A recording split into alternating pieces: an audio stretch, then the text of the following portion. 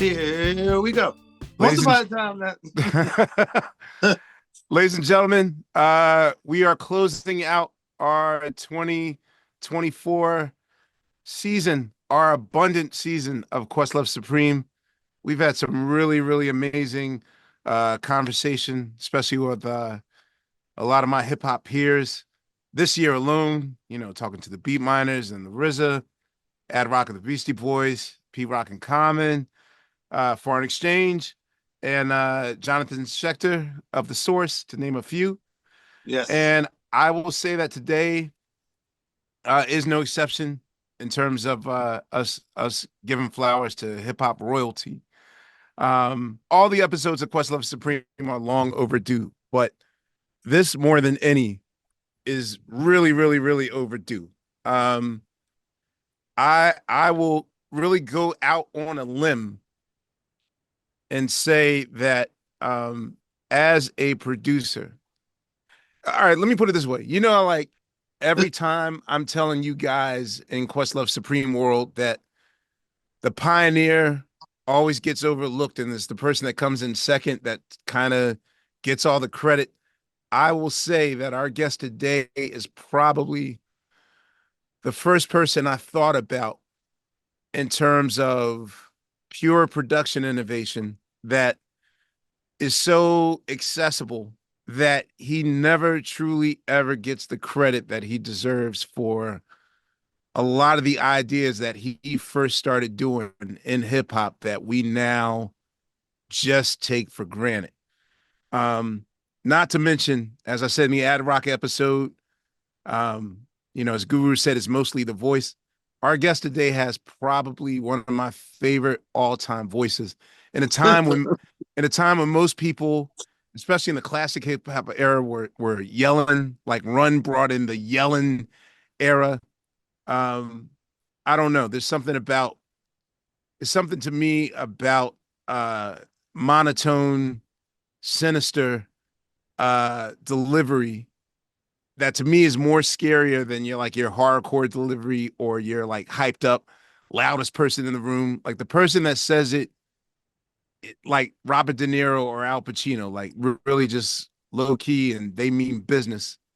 That person scares you. The silent person scares you more than the person that's rah rah rah you to death. There's so much we can say, but I just got to say that, you know, this is long overdue. He's a founding member of one of the best rap duos of all time, EPMD, member of Def Squad.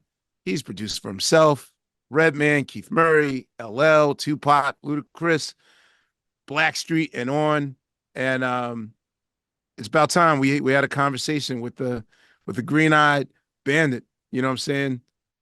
Give it up for the one and only Erick Sermon, aka Eric Onassis. Hey, listen, I thought Sway had a long intro.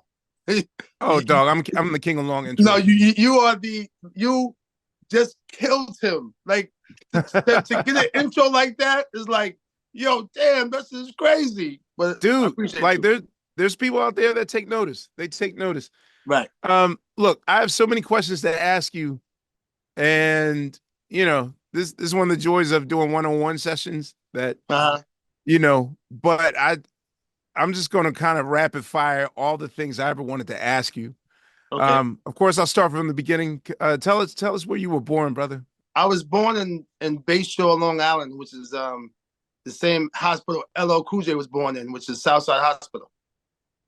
Word, okay. Then, so you're from Long Island. Right, from Long Island. And then most rappers like migrated to Long Island, but you were born there. Yeah, born Long Island, yes.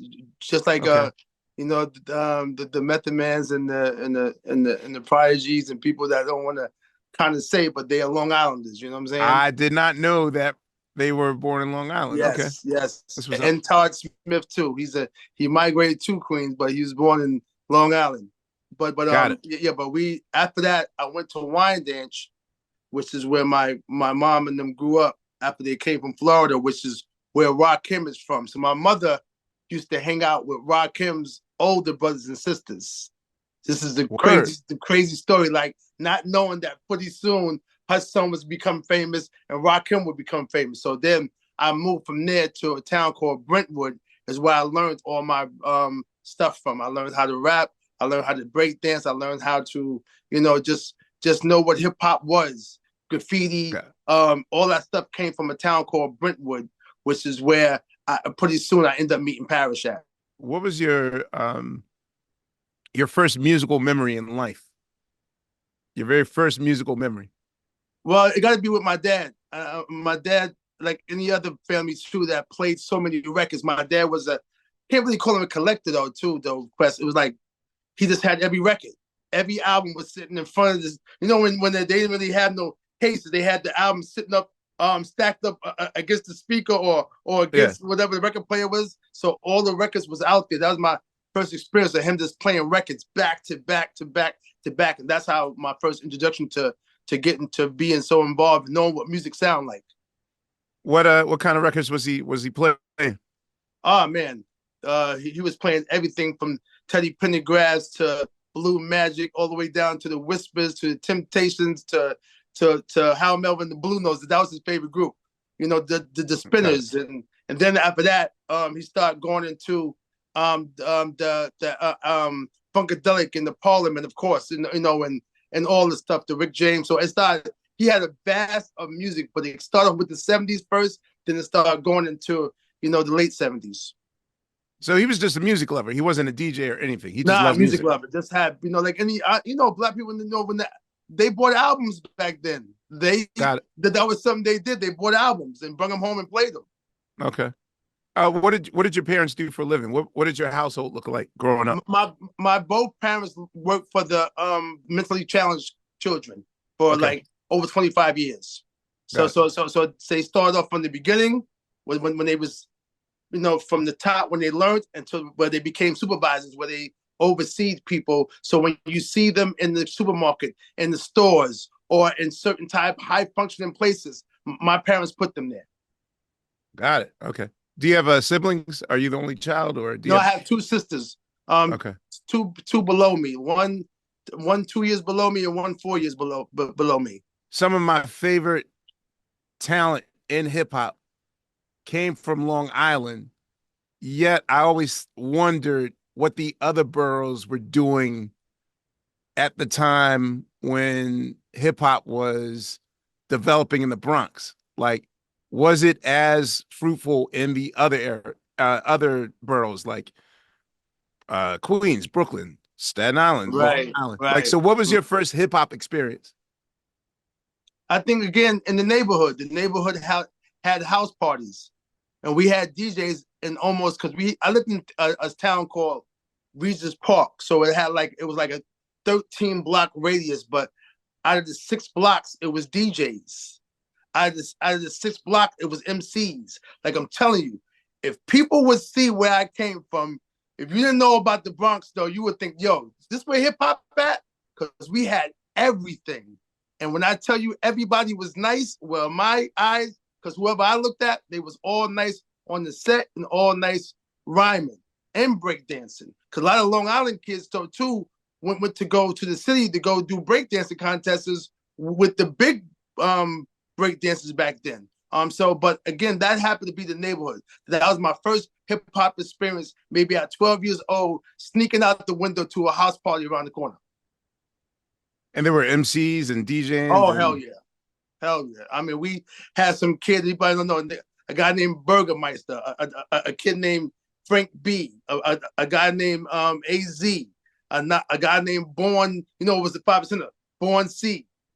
Asiatic was there. It was all 5% names. Did you ever cross paths with any other notable figures of hip hop? Like, I always hear Biz story or the first one is Biz, definitely. That's it's gonna always be Biz. Biz came to my junior high school in the lunchroom. He is always coming. Did he go to that school? Because no, he didn't go to school. No, everybody from Long Island says the same thing. Biz came to my school, but yet Biz never went to that school. Never went there. They just loved him. It was people might make a joke though and say, "Yo, is he Jesus Christ or not?" Because he had no car, but he was at every function. He was at every town. He was at everything that went on. When you hear the stories that Oh, yo, LL, yeah, would say, yeah, Biz got me in. Rakim, oh, yeah, Biz took me to such and such. Oh, yeah, such and such. Biz took me to, he was everywhere and didn't have a car. Really? But and took a Okay. train and managed to be everywhere. I He see. lived I in see. places in Long Island where I'm like, yo, Biz ain't from there. No, he stayed out here for 3 years. Or he was over here. I'm like, no, he's from, no, man, he was over, because he lived next to my DJ, Diamond J, on the same block on Noble Street. That Noble Street, when you hear him in the record, Noble he lived Street down the Chief. block from Diamond. Okay. So, and Diamond Shell was his brother. So again, they lived on that block. But he also saying that he lived in Coram. He lived in over here in Patchogue. He lived because his funeral was in Patchogue. I mean, Okay. the wake. So I'm like, then all of a sudden you in Jersey, and then you in at Albee Square Mall every day, and then you go to Baltimore and spend the rest of your life there. So yeah, Biz Markie was the first one before I got famous. Then of course Long Island, Chuck D. You start going, then you start seeing EPMD, Rakim, and then De La Soul, and then leaves the new school. I mean, I'm not hating, but if you take Long Island out the mix, Quest, All my favorite acts come from Long Island. it's a You don't problem. have to tell me Right. twice. And then you got JVC Force, Keith Murray, K Solo. Like, you got to look at, is, what I'm saying? It's a problem. How often would you go to the city? Was there ever need to go to Manhattan or Harlem or any of those other spots? I mean, I'm talking pre-EPMD. I'm just talking about like before you even had a record deal. Like, was most of your life just in Long Island? It's Chris, you're the first one that ever asked that question in life, and that's a dope question. If I never got famous, I don't know if I would have seen the city. Meaning I was already seeing Brooklyn because my family is from pink houses, so I was already in pink houses in East New York all the time. But as far as me seeing, again, when I went to the Apollo and I parked outside, I called my mother, God bless the dead, said, Ma, there's Black people everywhere. We don't have that. Long Island is diverse, Puerto Rican, white, and Black. Right. So, Quest, I pulled over and I parked in my Samurai Suzuki, and I just stood there like this, looking around. I saw Aaron Hall. I said, Aaron, come here for a quick second. So Aaron came over. He went to another a bar across the street from the Apollo, right? But I saw a lot of people, but I just saw so many Black folks, and I don't think that I would have been able to see that because there was no need for me to go to the city being from Long Island. Long Island was its own place.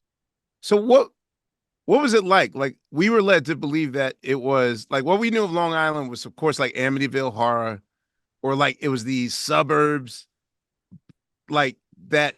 It wasn't anything close to what the Bronx looked like in Wild Style or anything like.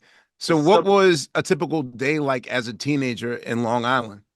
Not the same. Like, it's so far. It's like, you ever look at Compton and Watts and stuff with palm trees and the whole, it's the same thing. So like Rakim made that line, ain't where you from, is where you at. The whole time was the fact that we still had the same drama. We still had gangs. We still had the conversation between Puerto Ricans and Blacks and whites and Black. It's the same. We had the same thing. It was like, I mean, it was always some before Keith Murray LOD gang came. It was Borsalino, which was Puerto Ricans, and these guys wasn't having it. This is what Brentwood was. Brentwood was Puerto Rican, Black, and white. It was a mixture. So that's how we lived. So we was all friends too that was in school. And me and Parrish, I don't know if you've ever heard this before, but we had two high schools next to each other. So I went to Ross, he went to Soundland on the same property. It was kind of, it was weird, but nobody never seen two high schools next door to each other. You know what I'm saying? Got it. What was your entry into your first steps into being in hip hop? Did you start out as a DJ? Were you trying to MC? Like, so it's funny you say that. First of all, it came from Soul Train. Okay. And Shalimar had this kid in there that was called the Pop Along Kid. So I took his name. I don't know if anybody, I know people, I'm taking y'all back though too. I know the Pop Along Kid, yes. Inside Shalimar, the other member was the Il Papa. So I took his name. I began doing that. All of a sudden, my mom comes home from her job with 2 12-inches. Okay. Apache with the green label, right? Right. And she brought home Rappers Delight. Okay. And it changed everything for me. Then my cousin down the street, since there were so many DJs, he bought turntables. So I was able to have that too. So he would bring home Fat Boys and bring home the new Marley Marl, bring home the Fantastic Four, the Fearless Four. He would bring home all these new records. And I used to just be spinning them. So, but while I'm spinning them, of course, the Fat Boys had me. Like, I was just like, yo, these guys is just crazy. All of a sudden, when me and Paris was getting ready to get on, just give you the one thing. We drove to the city to go buy Suck MCs. Really? Yes. So there was no place in Long Island to. They didn't have that record. What? They didn't have that. Okay. How did you attend any like Spectrum City parties, like those parties that Hank Shockley and Chuck D and Keith Shockley used to throw in Long Island at all? I did not know about none of them until I got on tour with them. I have no clue about. All I know is about my section. Got it. Regis Park. Got it. All right. So tell me how you met Parrish Smith. Okay. Well, where I was at in Regis Park, the house that we was renting had got rat infested. Like, I mean, they was coming from out of nowhere. I mean, it was like some shit you see on Ben or the movie like that. We like, so and we couldn't control it. And the landlord was acting like she didn't want to fix it, right? So my mom's called her mother, and grandma was like, okay, well, y'all come over here then. So we end up staying there while mommy stacked her paper up. So at the bus stop, I saw Parrish because he's on the next block.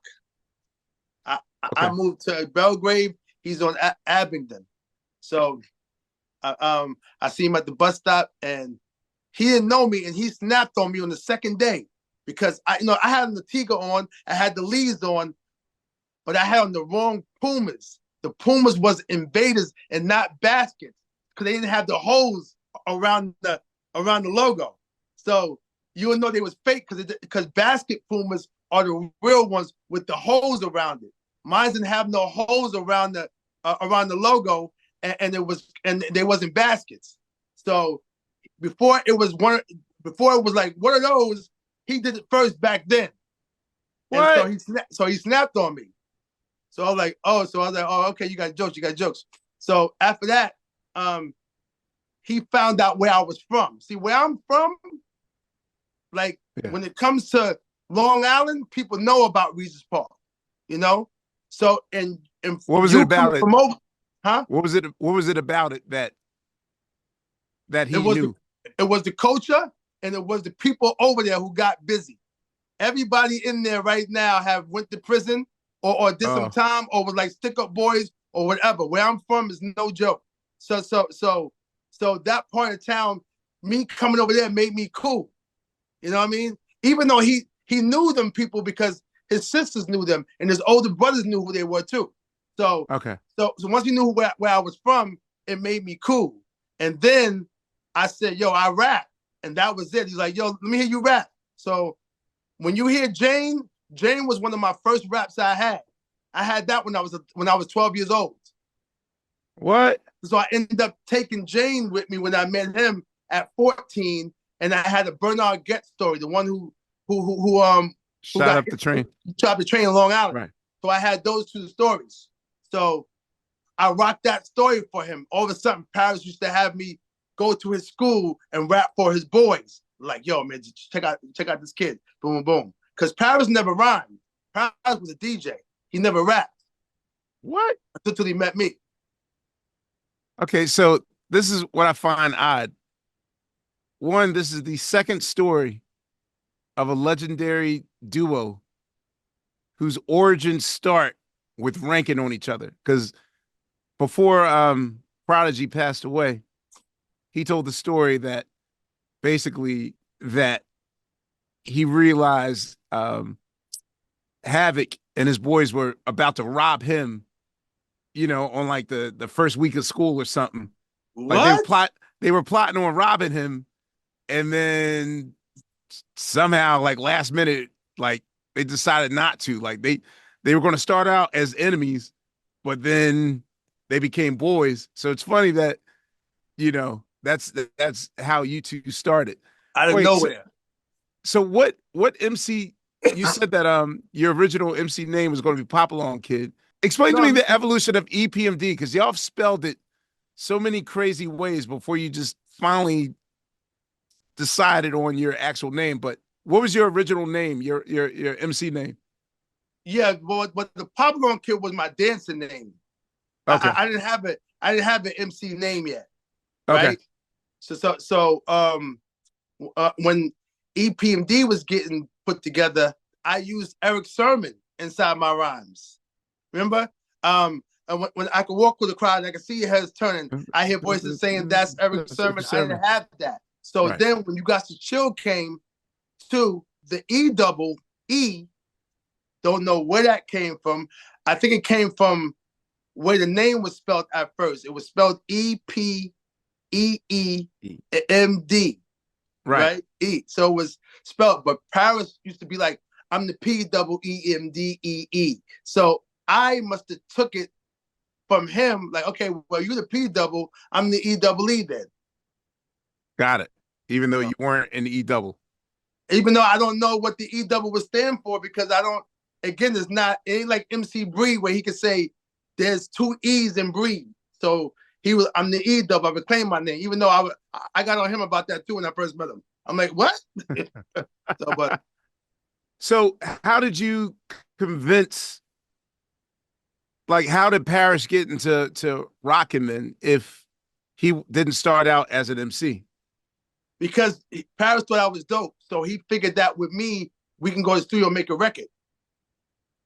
So see, the way I rhymed and my lisp and everything like that, again, like everybody else who heard it was like, yo, it got an ill flow. But see, my DJ Diamond, when he first heard my melody, he was like, Eric, it's some dude named Rock Wind that sound like you.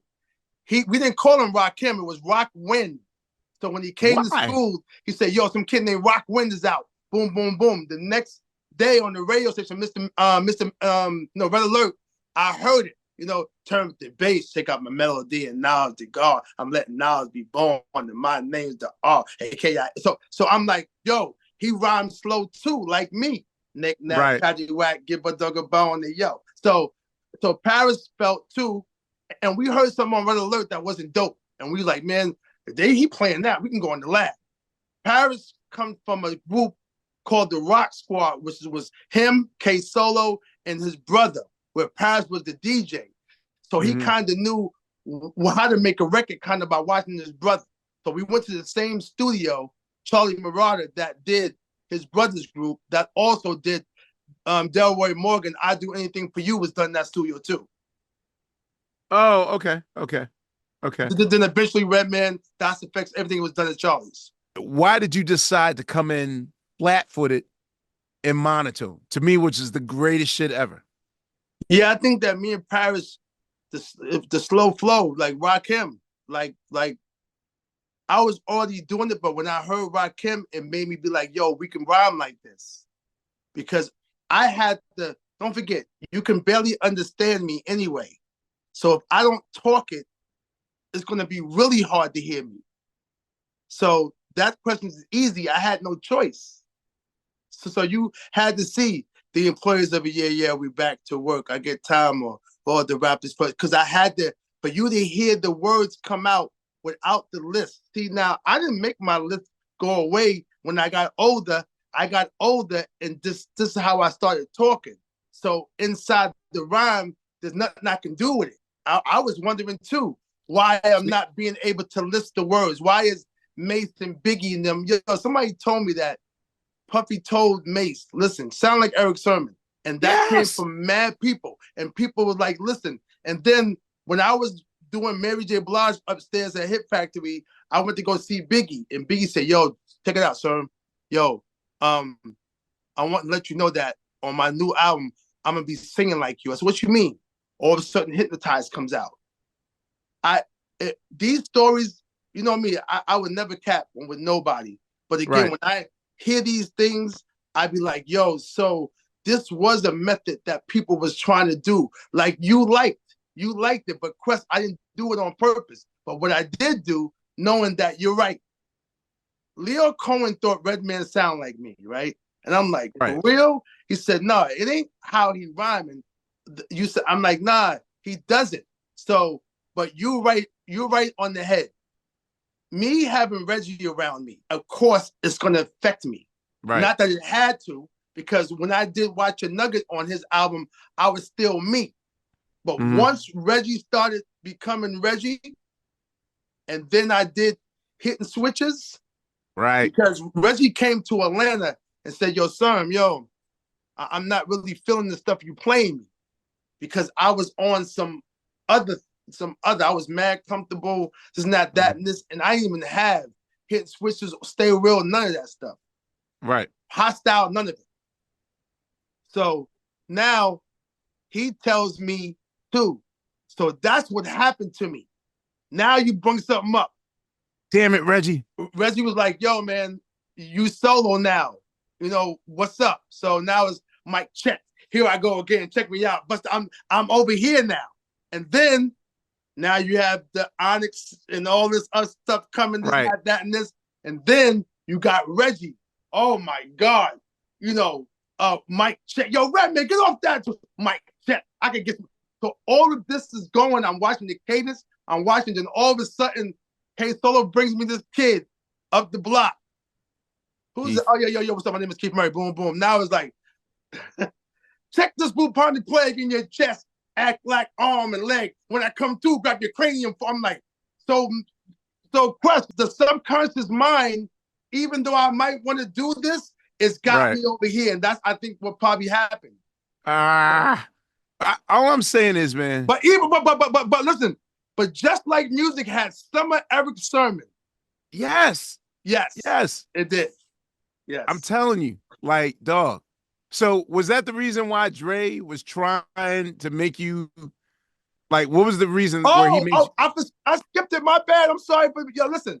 What you said was right. So before we even start doing something, he says, "I want to." So what you saying, tone, right off the bat. So you saying that you already knew, and that's so crazy. I want to. My whole head is ringing now, saying that, yo, how does Quest know that? You gave me an excuse to rhyme. And I didn't, I've only rhymed on like one Roots record. But, for me, like that JVC Strong Island flow, right? That, you know what I mean? Like, just like you could give a fuck. Like, you just whatever. Like, to me, that is the dopest shit ever. Like, and I still, it's daylight. Daylight. Exactly. Right. All right. Let me go back to the Dre thing real quick. The Dre thing too. Also on the recording, there's no writing. So it's with him and Smitty and all of them, and they're all together, and Dre would say a cadence, and then we'll put words to the cadence. So don't forget, we lay down 2 bars or 4 bars until the 16 bars is done. There's no writing. None. It's all ideas in the head. And then Dre would do your ad-libs where he'd do 5 times ad-libs. So that ad-lib is like this. When I was doing, because I did 4 or 5 songs with him. The record that me and Dre got, the one he got me sounding like What You Saying, that me and him did, if it ever hit the airways, it's crazy. But I did another song where he called Snoop in, and he was giving Snoop the cadence. And I'm like, so that's you? Like, Dre is the one that formats it. So it was the best session I ever had in my recording life. It's only a few, How High and a couple of things. But as far as that being produced by somebody as being me and being produced, I never experienced that in my life. I will also say that it wasn't often, especially back in '88, where you would see a summit meeting of crews from opposite sides of the coast or, wherever they were from. Like Right. normally birds of a feather flock together. And Yes. seeing NWA in the big Payback video was like such a big deal for us. Like, yo, EPMD knows NWA. Like, Crazy. that's how me and Reek were like watching Yo MTV Raps. Like, so how did y'all? I mean, of course, I believe the answer is the fact that, you know, and we'll get to this in the story. You are a G Funk pioneer that never got the credit, Right. and you are also a neo soul pioneer that never got the credit. But do you think that because of the sort of the thick texture of your production for those like first two EPMD records where like the zap claps were like whap, Uh-huh. like that spoke to the West Coast more than more than Public Enemy could have? Because it's touring. Don't forget this, it's touring, so Got it. that was LA was one of my biggest markets because the way they thought me and Pat, when you hear Snoop tell the story, Snoop said he drove to Brentwood looking for me and Parrish, right? What? Because don't forget there's a Brentwood in California. So Oh, okay. he's in Brentwood thinking that we from the suburbs. Oh, okay. Okay.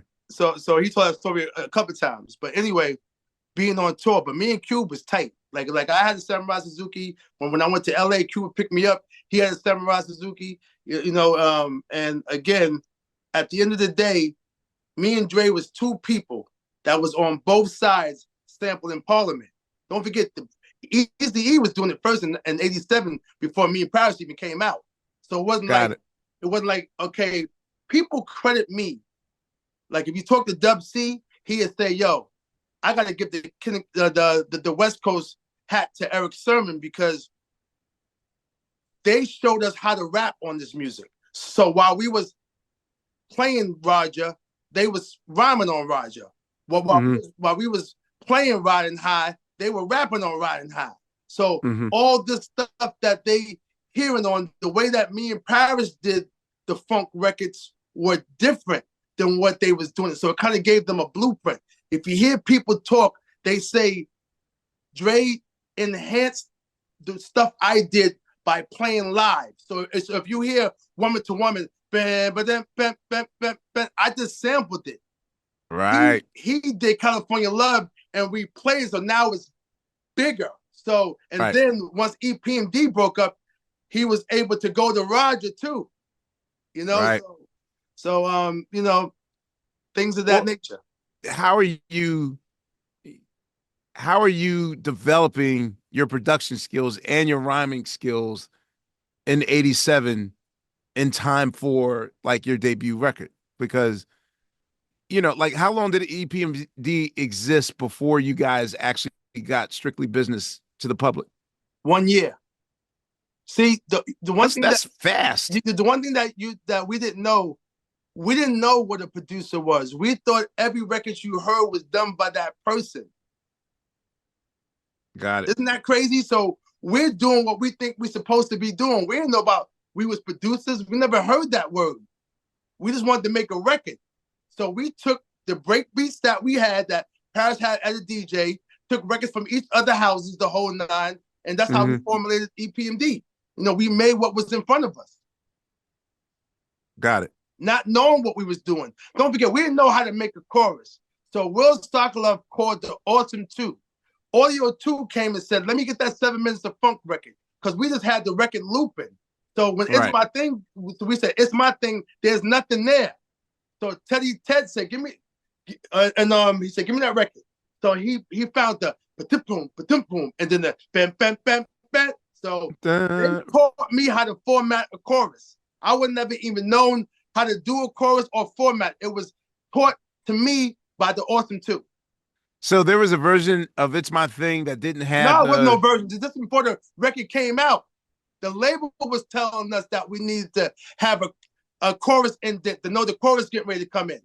Got it. Okay. Because all we had was It's My Thing. louder. All we had was that. We didn't have the drum roll and the horn to be like for it can drop down and come back to the rap. See, we didn't know that you had to split it up. So there's a chorus and then there's a part you rhyme on.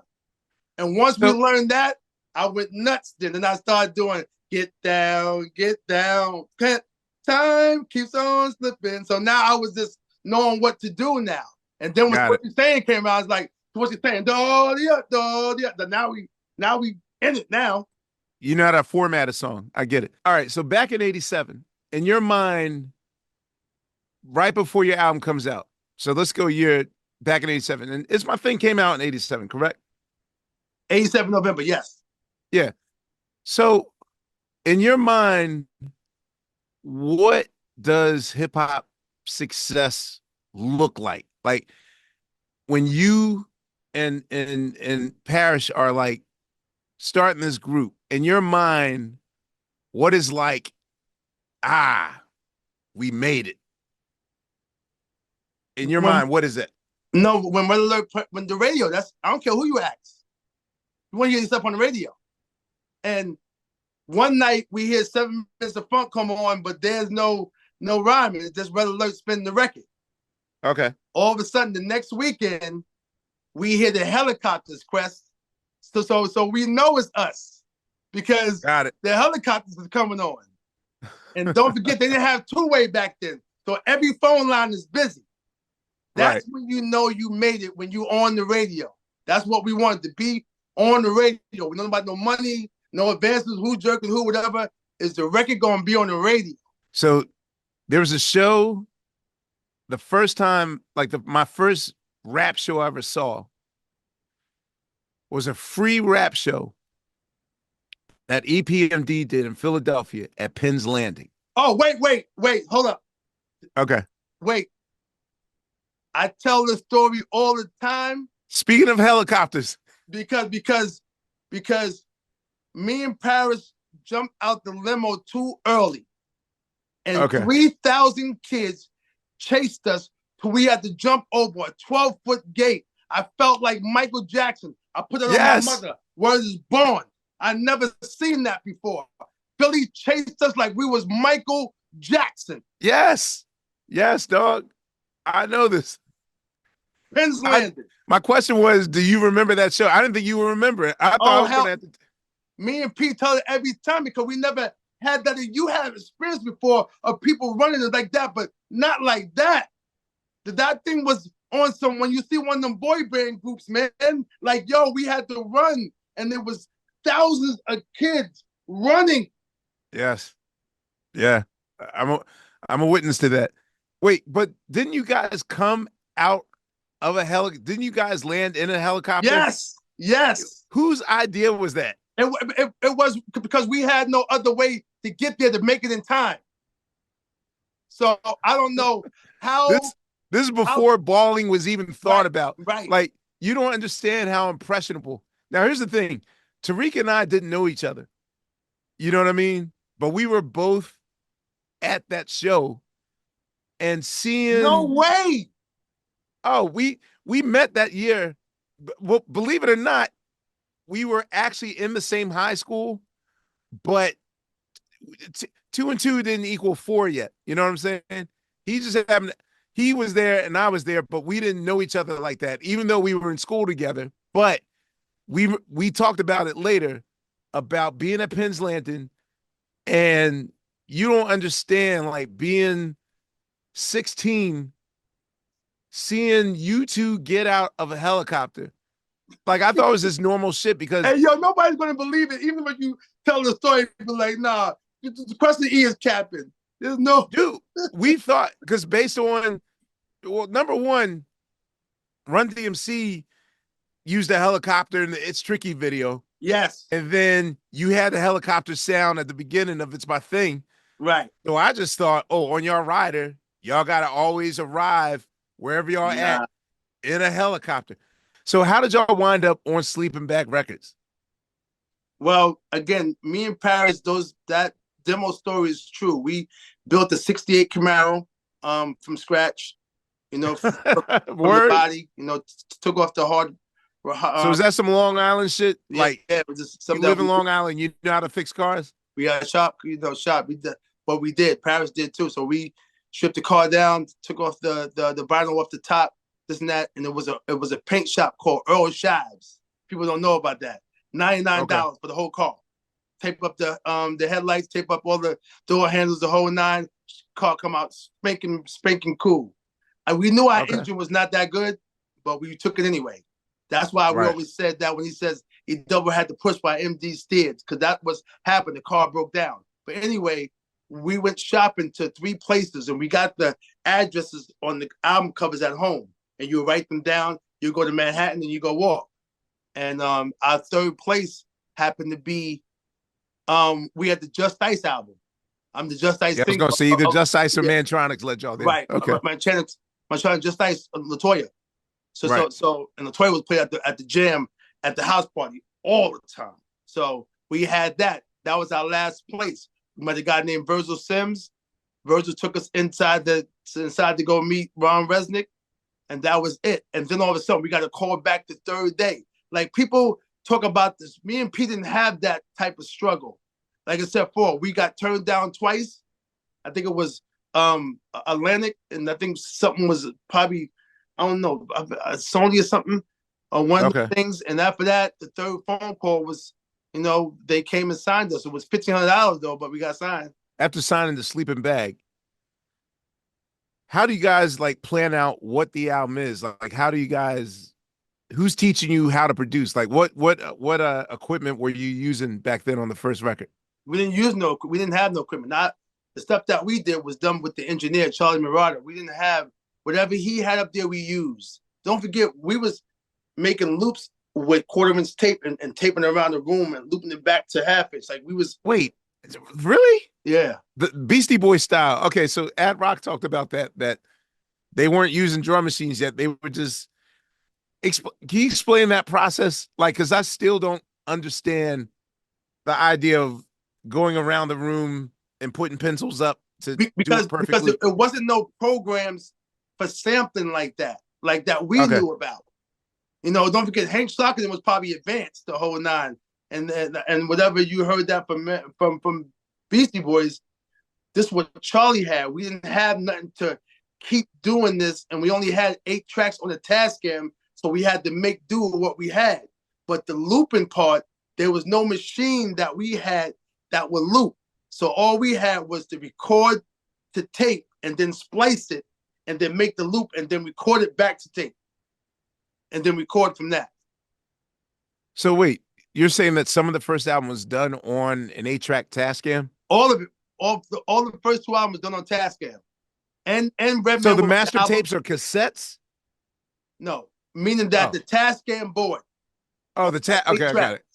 Okay. So all you heard, the album, Das Effects, first album, all that was done on the 8-track. Not what the album. All them samples you crammed on the R alone? On the 8-track.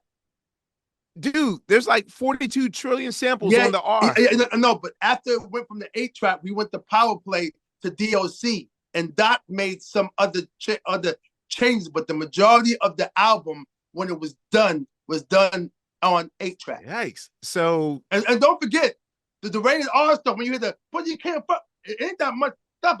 I only use the James Brown sample, the Kiss of My Love drums, and that's it. But like, I don't know what you hearing. Well, you just make all like you kind of have a bomb squattish. I do texture. Like, even one of your favorite productions when you did Run DMC's Can I Get It, Yo? Oh, hold up. Yo, Quest, what is wrong with you? Nobody would ever mention that record. Are you crazy? Nobody knows about that record but you. To this day, because the thing is, you have like 3 bass lines. I do. Competing with each other. I know. I did. The Blow Your Mind. He said with so much junk. He said even the outstanding Shaquille O'Neal record. You got Yearning. You got this record. You have the Humpty. You have the. So I used to have like 4 or 5 samples competing with each other. Yeah. So my theory is that Public Enemy crams a bunch of mid-range and high-end samples that sounds chaotic, but you would just mix Jesus, like 4 bass lines, even the heist, even what you did in the heist, like with the 808s and like I just never saw a person just mash up a bunch of bass lines together. It is shit is crazy. You know what? It was the samples. Like imagine again, you hear something, right? And right. I'm not knowing Quest to take out the bass of the sample on mixing. And neither, I guess, is the engineer neither. So even when Pharrell's like, Eric, whatever that W30 does for you, it makes no sense because there's no other sound like it. Because also too, the machine I used was on some. It did some other things though, Quest, that you would not. What did you use? It was a Roland W30. Only had 15 seconds. Oh, okay. Don't forget. So I was doing the same stuff they was doing at SP1200. The same thing. I was doing the speeding up fast, speeding down slow. So would you lay it one track at a time? Not really. No, I was doing it, but some stuff was sped up to where I can sample it because I only had 15 seconds. Got it. Don't forget, all those beats you heard was made in a 15-second radius. Same with SP1200, but mine was done with loops. But that's why when you hear Jazzo speak about or Jay-Z speak about, I don't know how Eric had that "It's My Thing" going because Jazzo tried to loop it and it just didn't loop right, you know. Right, but again, right. not knowing that we spliced it, had it looping around the room to tape, so the splice gave the nice cut. It wasn't on sampling machine. Or did you always stick with the Roland no matter what? That was your weapon of choice. Yeah, the Roland stayed with me until just like music was done on 15 seconds. Wait, what? But right, because all I would do is I would get what I need, whatever, I put it back, and then when I get more vocals, I put them back separately. So I lay the track down separate. But the reason why use that Roland for music, right? So when you hear some of the hissing that you hear in the Marvin Gaye vocals, you probably can't tell, but it's not clean. So it's because it's going through that machine. Okay. I was going to say, I try to recreate, I got the Midnight Love, right? Box set joint, whatever. Right. The acapellas there, right? And I was trying to figure out. I was like, yo, how does this version sound like it's a old cassette? Yes, the bunch of mids, and so of course, if you sample it at a higher rate at 45 or whatever, then your bit tone is going to sound grittier, right? And that's what happened. So I would try to recreate it. Like the way that I work on production is if I hear something that I like, and Dilla taught me this shit, he does the same thing. Like, oh, okay, I like that. Let me see if I can recreate it and see if I could do it. And my version always sounded too clean and pristine, and I was like, yo, how does this sound like? And listen, I tried to keep it real over, even though I did it on my new equipment. And the Ribbon in the Sky, the way that it comes out in Jamal's record does not come out the same way in any other sampling machine like the W30. It made it different because when you hear it, it's different, it's clean, it don't loop the same. I don't know why. So when you saying that, it's the truth. When you try to recreate something, you be like, yo, why it don't sound right? So to this day, do you still try to collect Roland 30s or you've moved on? Collect the what?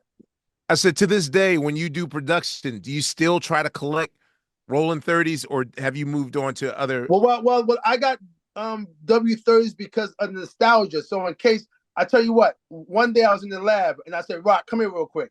So I went inside my floppy disk and I pulled out some stuff from Muddy Waters, and he was like, nah. I pulled out, I pulled out, pick it up for him. So Right. he boom, boom, boom, boom. So he is like, no. So he goes ape shit. So I go to blackout and I pull out the boom, boom, boom, boom, boom, boom. You know, I got the mad. He's like, nah. So I pulled out the U disc, because the U on blackout was a W30 disc that had programmed drums on it. So I pulled out the disc that came with the Roland to make that U beat. So he was just bugged out by it. So I keep it for nostalgia. And Pharrell always says, Eric, where's the W30 beats? You know? Because don't forget, I met Pharrell when I was doing Blackstreet. And Pharrell was with a guy named Mike, his singer, and with Chad.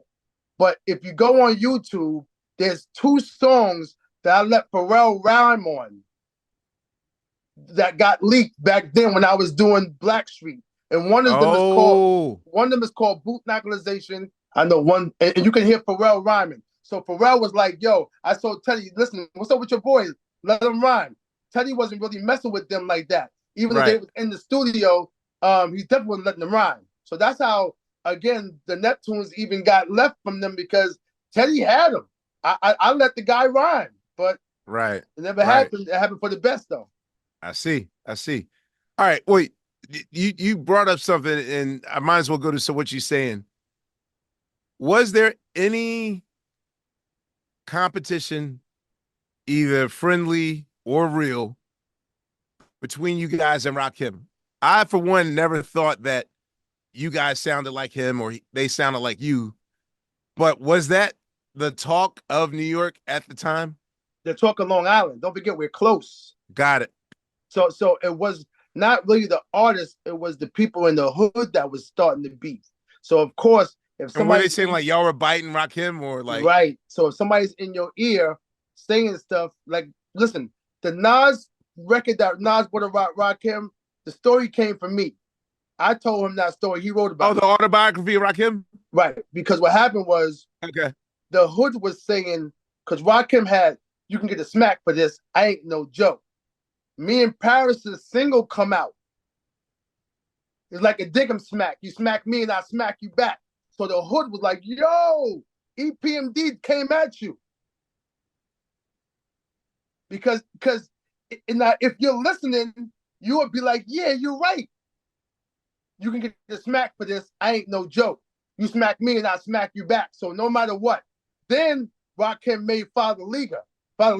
Our brother said, dig him, I never dug him, because him foul, leading up just so I drug him to the danger zone too. So he kept going. So but was it coincidence, or no, he came for us. Or were both of y'all like, no. The first one was coincidence. Right. Father Leader was for us. What? He said it. Our brother said, dig him, I never dug him. He couldn't follow the leader, no, that's why I drug him to the danger zone. He kept going. So did y'all ever have a conversation? Yeah, we did. And we squashed the beef after he broke up with Eric B. But he was actually saying I was coming for y'all? Of course. It was no secret.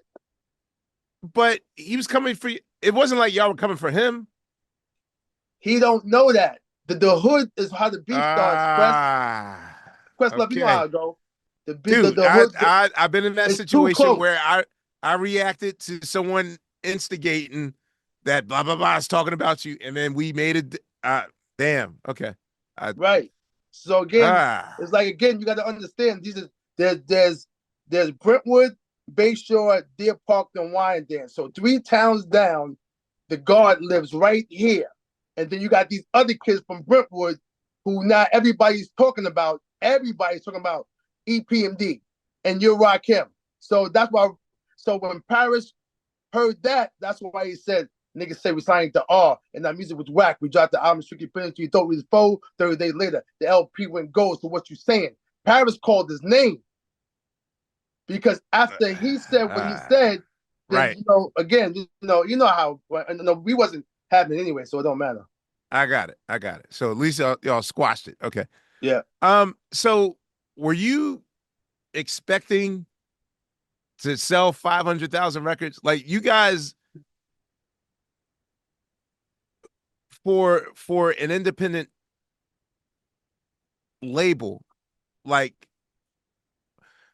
was Fresh Sleeping Bag even prepared? No way.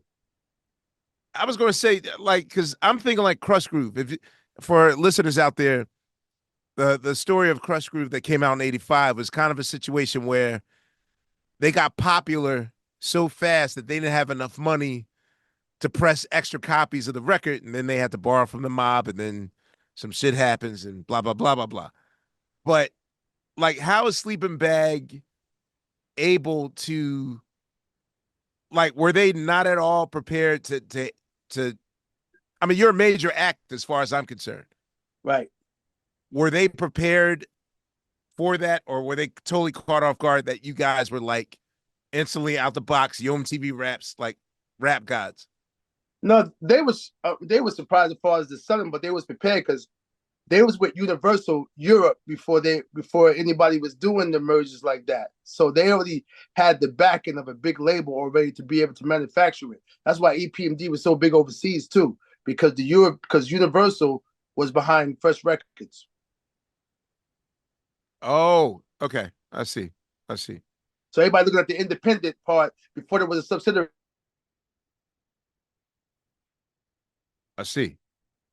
The whole 9-2 Fresh Records, Sleeping Bag Records was already had a partnership with Universal. Got it.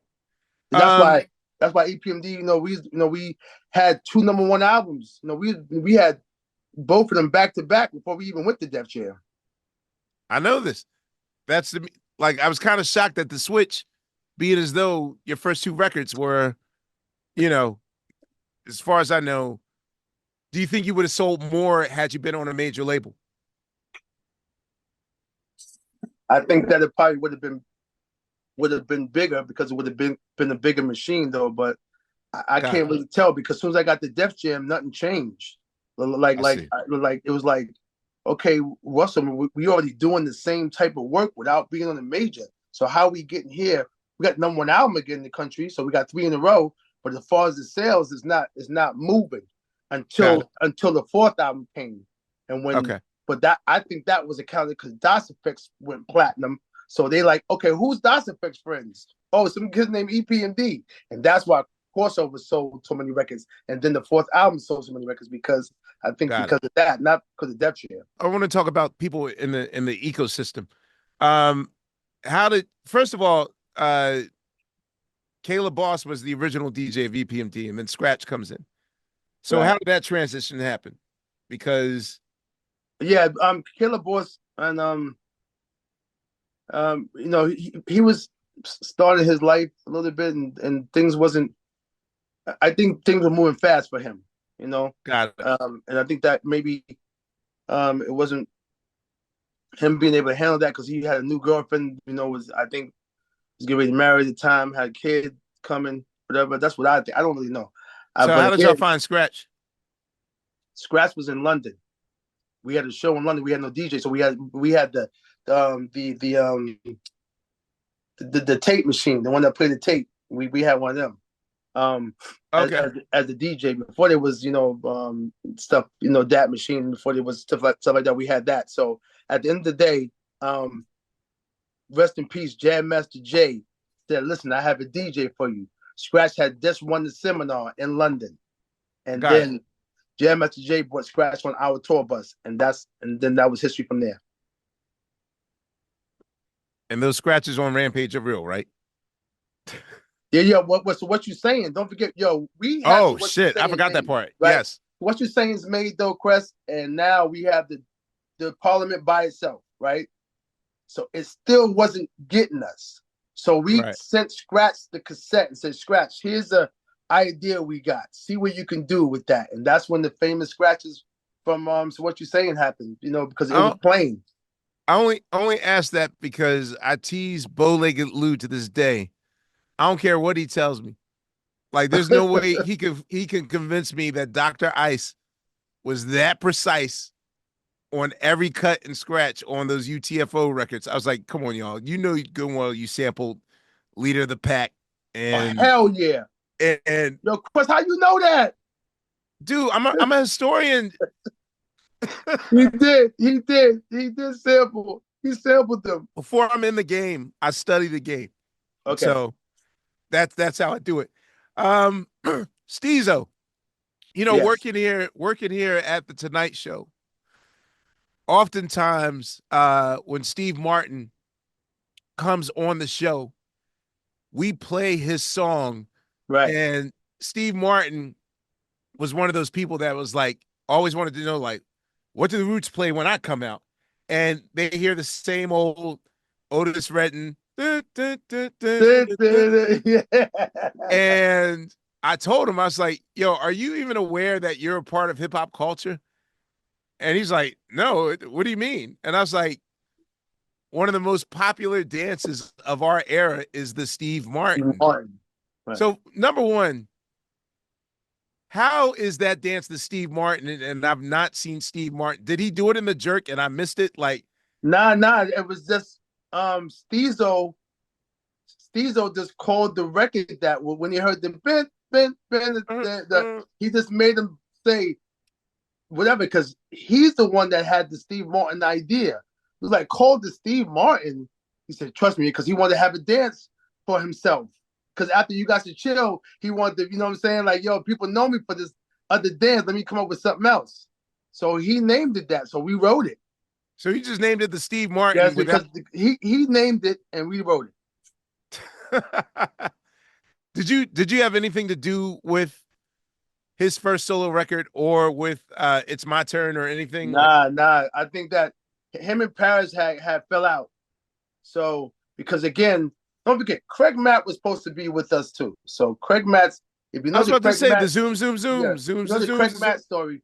Craig Matt, when EPMD broke up, that bust everything from him because there was nothing for him to attach to. The dreams that he had to go with the Hit Squad, because that's what he was doing. Don't forget, the funk that Craig Mack was doing was like, nah, it's Eric and them. I wanted to be here. But since the group broke up, years went by, Alvin Tony, God bless the dead, brought him to Puffy. But as far as Stezo, he went on and did what Craig did, trying to do something to show us, right? But then when him and Fabrice fell out, it was like, okay, it's my turn. Or it's my thing, it's my turn. Got it. So that's why it's what you're saying when you hear saying, get him, Steve, you was hired. Right. Oh. Yeah, Paris went at him. I see. So you need a piss boy, Steve, you was hired. So you don't really hear it until I tell you now. Got it. Okay. I didn't know that. Yes. I have two questions about your follow-up record with Unfinished Business. Oof. All right. Let's get into it, man. You had too much to drink. Now, Russ on Leo. I'm sorry. I'm gonna tell you right now. That was you that had too much to drink, and it's time to party. It wasn't us. It wasn't us. No, it wasn't us. Just tell me. So did y'all turn the record in? It was like, yo, like Tone Logan's doing crazy numbers. Y'all need a pop single. Like what? You said Tone Logan's doing crazy. You said no. You know some weird. You know some weird. Right. I'm gonna tell you something. One of the biggest responses, and this was like maybe 8, almost. I know it's beyond 2010, so maybe like 2012 or whatever. Okay. I was doing a fast rap set. Okay. Like, shit had to be over like 118 beats per minute, playing a lot of hip hop house and move, jump, jack your body and all that stuff. And I saw you had too much to drink. And I was like, you better not have. You better play the first. You want to know what's funny? You know what's funny? I put it on and it in an age of irony way, like you do understand now that whatever we consider was whack, like when I DJ now and I spin Ice Ice Baby, when I spin like anything that I wouldn't normally touch back in 89, 90, 91, 92, like I play it now and it's like I put Michael Jackson on. Like people just Okay. like, remember that shit? I put you had too much to drink on, and motherfuckers started doing the Carlton to it. Like it was always, oh, that's our shit. That's our shit. But I always wanted to know, were you guys forced to do, you had too much to drink and it's time to party? No. It's time to party wasn't forced because I think that back then in hip hop, if you know, everybody had a dance record. It Or was like a hip hop Kane, house joint. Yes. right? It had a house joint, and And even so with the I'm Mad remix, I'm so mad you did that. I didn't do that. Scratch brought that to the table with that. The Soho hot music joint. Yeah. Yeah. Boom, boom, boom, boom, boom, boom, boom. Dog, That was Scratch's remix. That was when a I remix. tell you, oh God, one of the very first Roots demos was based on Soho's Pal Joey's hot music. Wow. And we were in a club, and we heard that shit, and I was like, ah, damn. Y'all Yeah. beat us first. I think Scratch knew like you knew, person who knew music, knew records, because we didn't know what it was. But we was like, yo, it doesn't sound bad, so we used it. But as far as it's time to party, you talking about that boom, boom, the boom. That was a huge record, hip hop or not. So we wasn't too mad about that. But that time to party came from Russell because of Run DMC making the rock boxes and all the Mary Marys and all that type of stuff. I was going to say he wanted you to do a DJ Hollywood record. Exactly. That was all Russell idea. And then he had the nerve to say, yo, we're going to shoot a video. You going that far? Oh, yeah. We're going to have LL Cool J come down, too. That's why LL Cool J in the video. And then going back to Cali, all this stuff, I'm like, yo, and listen, man, I'm glad people that listened to the record took it as a joke, kind of. Like, because the video was funny and the Paul Abdul and the guy dancing being drunk. Yes. So it wasn't taken seriously. So it was like NWA doing the shit they did in their records, you know. Dude, well, I mean, at the time, it got a lot of play on the box. All right, so our listeners out there. Yeah, remember the box? Yeah, it got a lot of play on the box. It got all right. So the big payback too. There's a moment to explain to our listeners that don't know. Between like 89, maybe like 94, 95, like the closest thing we had to YouTube was a channel called The Box, which was basically, it was a jukebox. Like you go to this channel and you call a 1-900 number, and for $1.75, they will play your video. Now you just go on YouTube and watch a video. But a lot of people credit that a lot of regional rap that wasn't going to get play on BET or MTV found life here. This is why I credit The Box for like the popularity of 2 Live Crew, because you couldn't see their videos on MTV like that. Right. Or us really getting to know the Ghetto Boys or a lot of West Coast acts that we weren't up on. Oh, the Ghetto, yes. The Box is what did that. But yes, seeing someone loved y'all a lot in the Philadelphia area. I probably saw You Had Too Much to Drink probably more than I seen So What You Saying video. No way. Dude, that's how I knew to ask it, yo. Like it just came on all the time. Wow, so that's crazy. So speaking of LL, can you explain the Rampage video and why LL? Now LL claims that is him in that chair in the Rampage video in the silhouette. Yeah. But what happened in the Rampage video that LL just wasn't out front with the U2? It's so crazy because LL had dropped the album before that, and the album didn't pop off like that. So what happened was, I heard that Russell was like, yo, go hang with Parrish and them. So that's what he did. He befriended us. Oh, to get his street sees. Okay. Right. So once him and Parrish was more tight than me and him, but we was all close. And we was on the LL Cool J tour too in '89 though too. So we was always friends. But when LL got the Marley album getting ready to come, he's in his prime. What is the Panther? An animal that kills. I'm like a blow with shark coming out. So Break of Dawn is coming, the whole nine. He coming, right? All of a sudden, we getting ready to shoot Rampage. So he says, yo, man, my management, my dad said, yo, I'm about to come out. I shouldn't be seen yet. So we felt like, God damn, yo, you didn't came and you then, did all this. This was his best verse ever. Right. So he was like, he ain't coming. So I told Russell, yo, on the strength of Russ, I don't know what's going on, but I know the L better be down here shooting this video. Right. And people know I was mad the whole video said I was kind of upset though, because I wouldn't figure it would even be a problem. Right. So he comes late,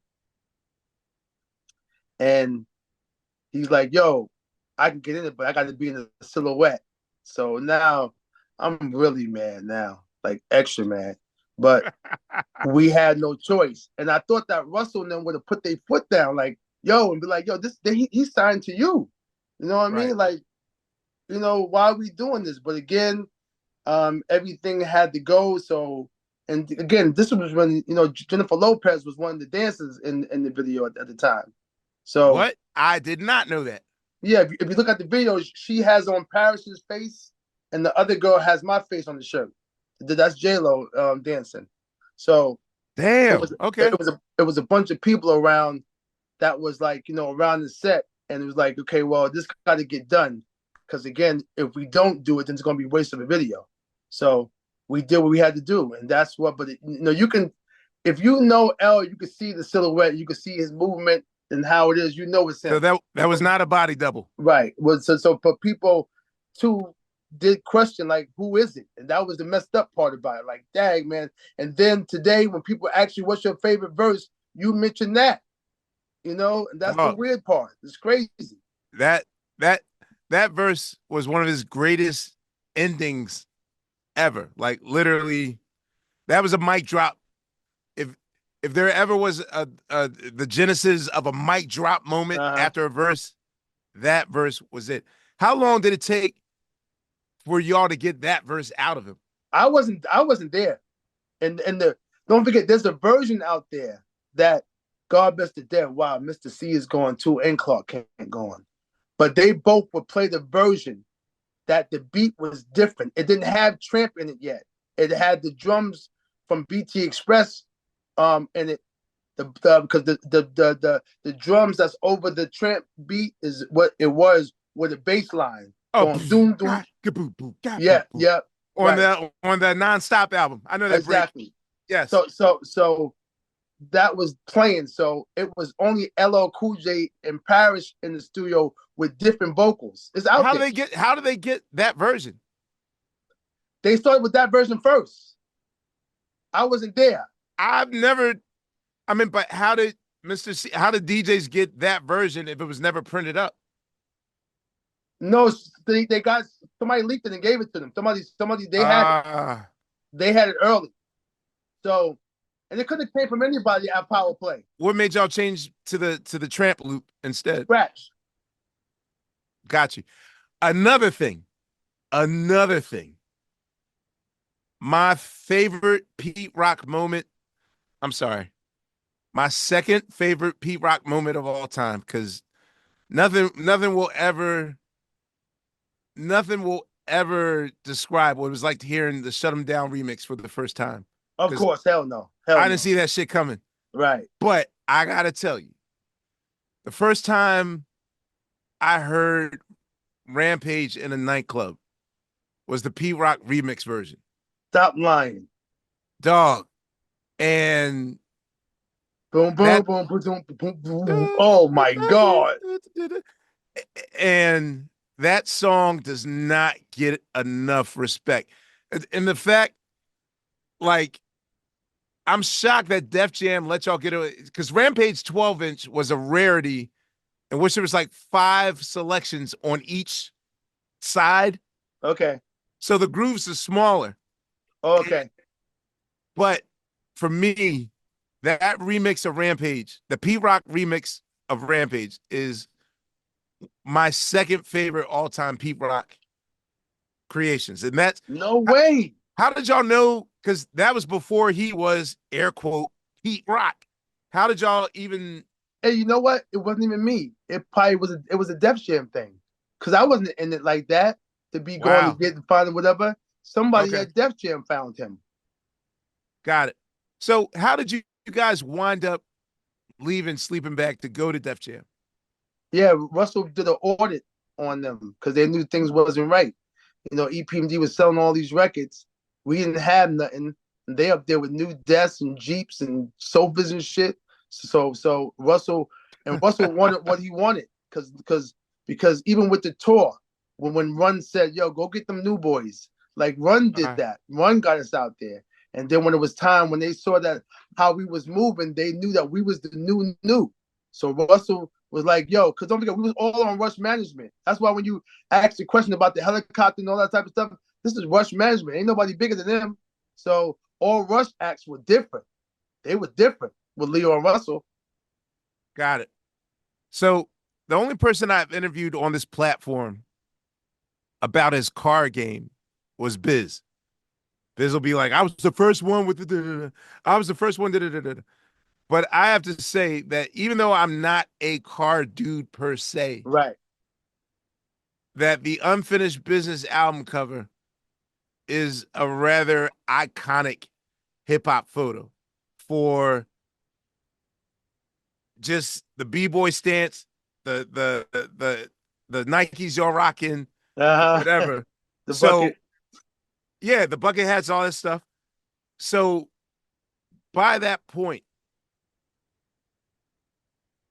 like, were you satisfied with the way that life was going?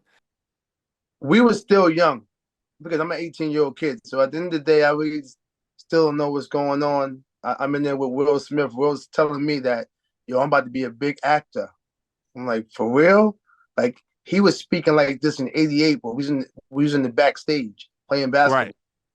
So Okay. certain things that you would think that, but when the second album came and we went number one again, we still didn't really get it because Will announced on stage, "I want to congratulate EPMD for a second number one album in a row." Like, whatever. We didn't even know what they was talking about.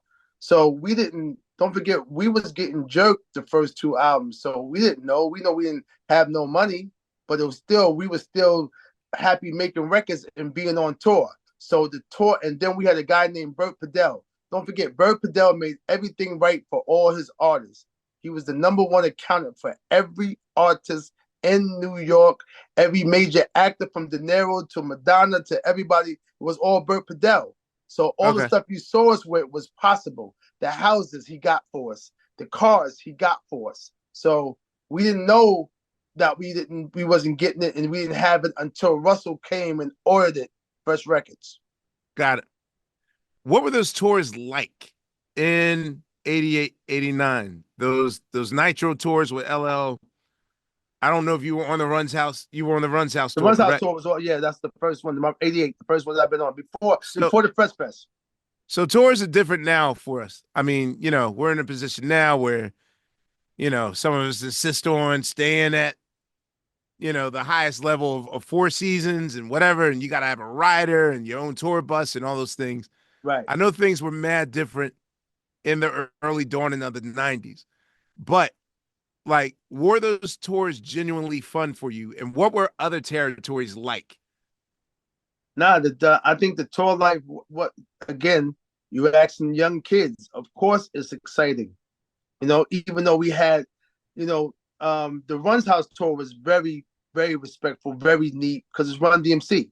So it's Run DMC, Public Enemy, EPMD, Jay Jeff, and the Fresh Prince, and sometimes Sonic. So again, it was Run DMC, so everything was A plus. LL Cool J tour, EPMD, LL Cool J, Big Daddy Kane, Slick Rick. Of course, it's carte blanche because it's still LL, but it's also Rush Management. So all the tours was dope. The MC Hammer, when we had the beef with him, again, it started Wait, off y'all had a good. beef? Yeah, it started off good. MC Hammer, EPMD, but Vanilla Ice opening up. It started off good. The DJ Quick tour was drama because every night they was coming for Quick. Every gang in So every city, Kansas City, all them San Diego's with them gang bangers is crazy. They was at Quick. So every time EPMD, DJ Quick, Chub Rock, and Gangstar, and it was a problem almost every night. I was going to ask. Okay, so the reason why I asked that question is because the only indication that I had about what tour life, because the thing is, the Roots come out 10 years beforehand, right, we would have been on this tour because right, our whole existence was living on the road 250 plus days. wow, So a lot of what I learned or thought about what life was like before 95 touring was what I learned about DJ Quick rhyming on Just Like Compton. What was a marketplace that you didn't like going to, even at the height of EPMD? I tell you what, DC back in the early 80s, early 90s, you couldn't go there without a go-go group being on the bill. What? The things didn't change until Puffy, until 93. You could not go to DC and perform without having the go-go band on your bill with you. Wow. It was like that. They didn't have it. They had their own market, the whole net. I watched R. Kelly one night, nigga, come on last, but behind man, what's that? The big band that was there? Rare Essence, Backyard, Yeah, Backyard, Junkyard. Okay, whatever. They went on, and R. Kelly came on after him, and they was fouling out by the hundreds. it's like that. DC had their own culture and language. It didn't change until Bad Boy and Puffy's parties brought that to Howard. Got it. Okay, I see. But as far as the other markets, the only market that EPMD has trouble in, and you would think that we was a brand new group, even till 5 years ago, is New Orleans. They don't. It's a Really? whole different thing. It's different. It's different. And think about it too, they're coming to you like fans, like, yo, whatever. They love you, but when that in that arena, I felt like I was a new rapper. Or you talking about the Essence Festival? No, this period, not Essence Festival. Okay. Just when you have the bill, it'd be EPMD, MC Light, Dana Dane, Yo Yo, or somebody like whatever on that type of bill. But did you know about regionalism back then? Because like I learned easy, and the thing is, if you're a band, you can adjust quickly. Like, right.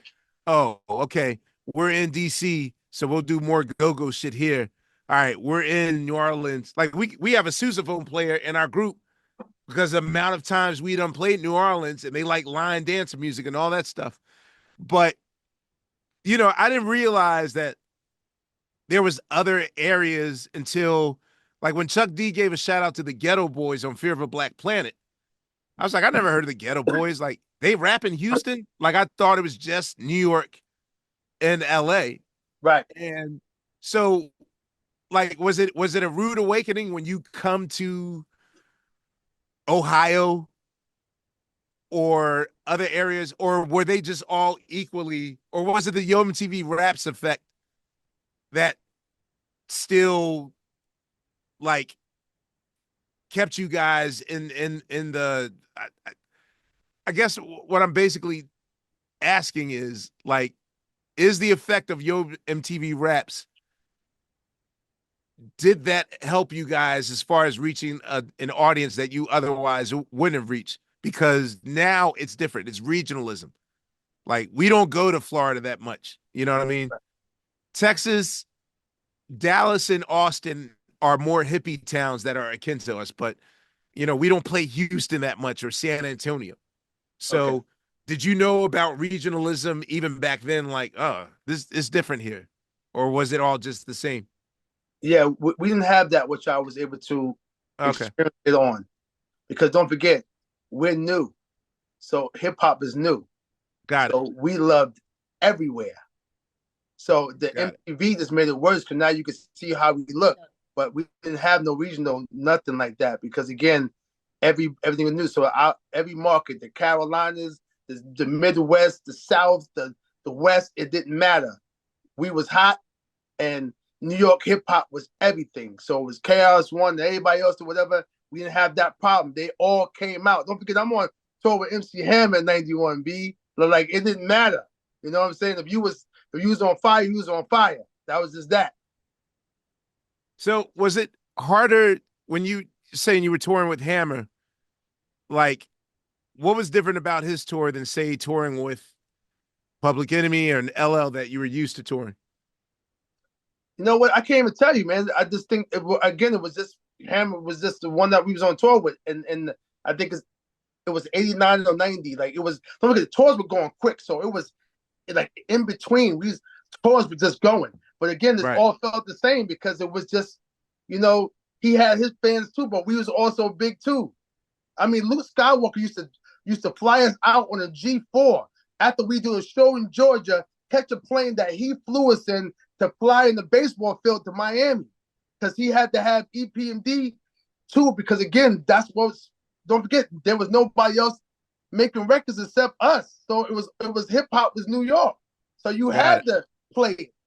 The Das EFX album, the first album, who did the production on that record? Was that your fingerprints, or was that not now? People talk about God bless the dead because one of the guys is dead. So Chris and Derek was their two people from school, right? Right. But as you can hear, the drums, the Roger, the whole nine, of course. Or everything was skull snaps. So right. So skull snaps was used 3 times because again, after I left the records in there from what the album, because I used Snow on Redman, the record, right. Watch Your Nugget, those records were there. And then all the Roger Troutman that Das EFX used again. So anyway, it was the crew. I wouldn't get the credit for it too like that, but Chris and Derek was part of their Silent Scheme team, was the ones who really put the stuff together, especially the single. Now, my voice is some live effects, snap a neck for some live effects, but as far as them getting that James Brown thing going, that was definitely Derek and Chris. Okay. So when they joined the crew, were they more Team Parrish or Team Erick? Like, how did you guys discover them and brought them into the fold? Well, we met them at a rap contest in Virginia. Me and Prowse was doing the show, and then there was an after party. There was a rap contest, and they was on it. But we let some other 2 dudes win because them other 2 dudes was nice too. But we knew that we was going to sign Das EFX, so we ended up. And did they have that style when you heard it? Yeah, that was something that they met in the lunchroom cafeteria, right? Okay. Yeah. And Dre was rhyming on one side and School was rhyming on one side. I heard the story and said his man brought him over and said, yo, my man raps. So they start rhyming together, not knowing that Dre would be like, say something like, yo, he would be like, oh, that's dope. School was saying, but oh, that's dope. Not knowing, I don't know who had the Iggity style first between the two, but the story's never been told. It's just the fact that they met up and they became them. And as I said at the top, I mean, sometimes a pioneer does get their just due. But from your point of view, no lyrical style to me came and washed hip hop like a tsunami, than the Iggity style of 91, 92 with Das EFX. Okay, Quest, listen, you have to make that clear not because those are my boys. Right. People can talk about who changed different eras or different moments in time in hip hop, and their name is not brought up. Meaning that when it goes to Das EFX and Rex and Effect, Heavy D, Lords of the Underground, Ice Cube calling them for Check Yourself. I mean, I never seen that before. Crisscross, it was phenomenal. They changed a landscape in the industry, and nobody says it. I just never seen nothing like the day that They Want Effects came out. It's like a local Philly Drexel radio show. Shout out to Cosmic Kev and AJ Shine Cosmic Kev. playing it. And man, literally, like that brought hip hop into hyper speed. So kind of like the thing that the Jizza and the RZA complain about on Shark Niggas on the Raekwon record. Like, did they feel some sort of way that they introduced a new style that single-handedly made everyone change their rhyme? Like, probably not since Rakim have I seen one person literally make everyone change their rhyming style. I mean, even on Can't Trust It, Chuck D even caught a little glimpse of it. You know, don't be dumb, diggity dumb, and all Oh that yeah, stuff. he did. Yeah, right. But Yeah. the thing is that the thing that I have grips with is like they changed the game and then we just disposed of them like it never happened. Like it never happened. And I always wanted to know, did they feel a certain way about that? Or did the EPMD organization feel a certain way about that? Because Nah, I don't. I didn't see that as a fad or a trend. You know, I saw it as like really intricate rhyming. I mean, fuck, Jay-Z came into the game with original flavor with that tickety tongue twisting. He did. Stutter. I don't know if you want to go back to early Common Sense.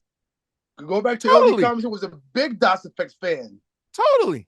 Oh, we all were, dude. Right. But like, why weren't they able to keep the momentum up? And yeah, look, I was there for the second album. I love what Primo did with them with the real hip hop, but I almost felt Oh like no, but see that we took from them again. and just threw them away. Right. And just never gave them. Yeah, I think that the pre-rock and the Primo records really kept their stuff going because it could have got worse, but they could have not made no records after that. But that Primo was huge for them to at least stay somewhat alive. But I think I think that once the Hit Squad broke up, I think it tainted stuff because Dots like told me one time, "Yo, Eric, why'd you leave us?" I said, I left y'all because y'all went with Parrish. So I figured that's where y'all wanted to be at. So I think that the breakup kind of messed a lot of things up on that side. Okay, let's get into it. So right now I'm speaking to you from my dressing room at the Tonight Show. I happen to know that EPMD and DOS Effects did, microphone checker on the Tonight Show with Jay Leno. Y'all were like one of the first when Jay Leno finally took over for Johnny Carson in 1992.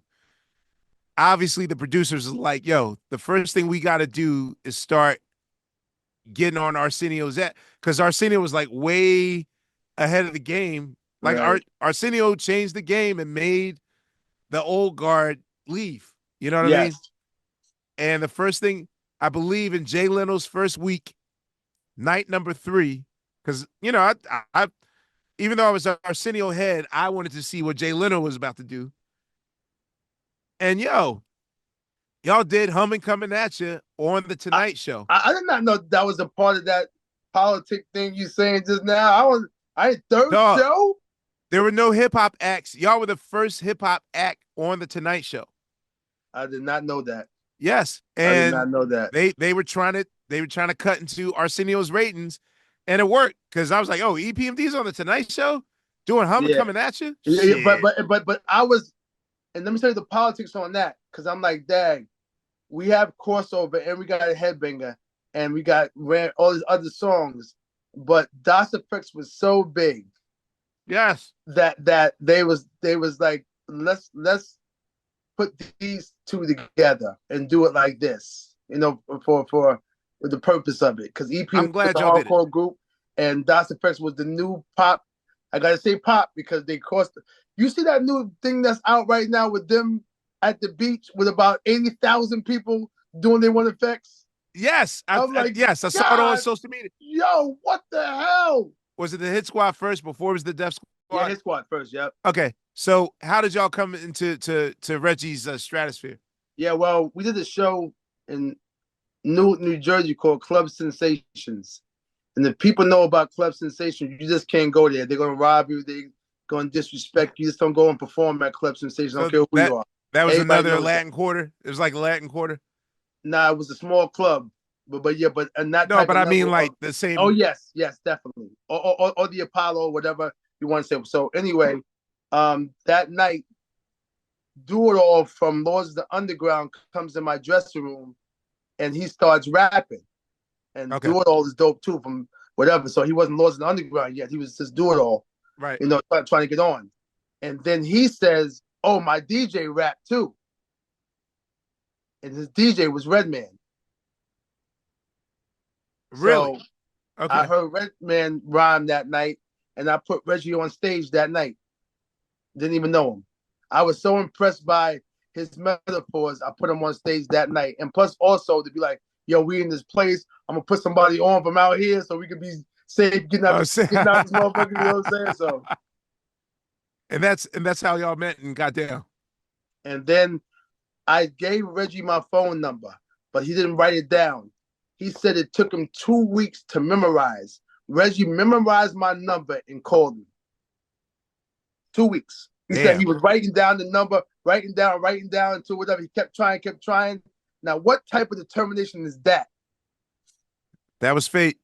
That was fake. Talk about K Solo. Like how that's another. Oh man, when he was yo, for me, Nas speaks about K Solo. Michael Bivins speaks about K Solo. Nas speaks about Kevin, saying that Kevin was before his time. His storytelling, the way that he put it together, the way that he would use third party, like it wasn't me, the rhyme did it. So nobody right. was doing that before. So, but Kevin was, I told you, was already Paris's friend.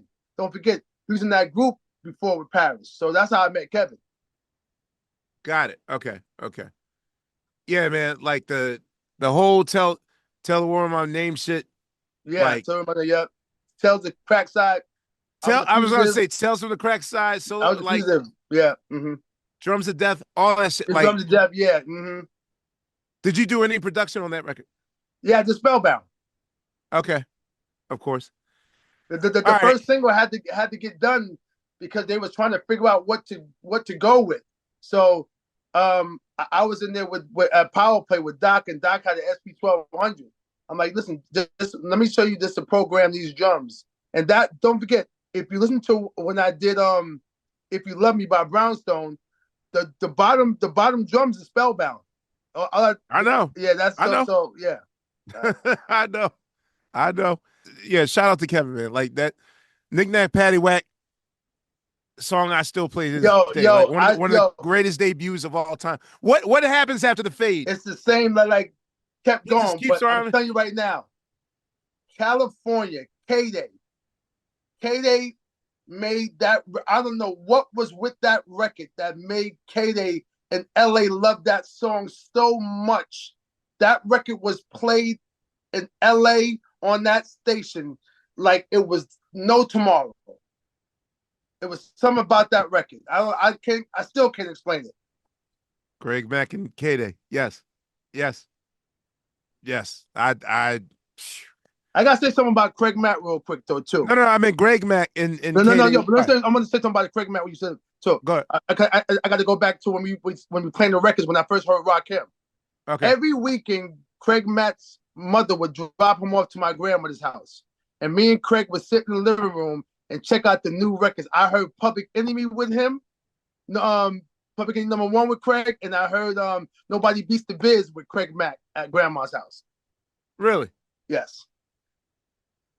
Damn, man. So y'all go back. It's a weird story that people like. You used to hang out with Craig? Yeah, that was my boy. How did Hurricane G get in the squad? Like I love her.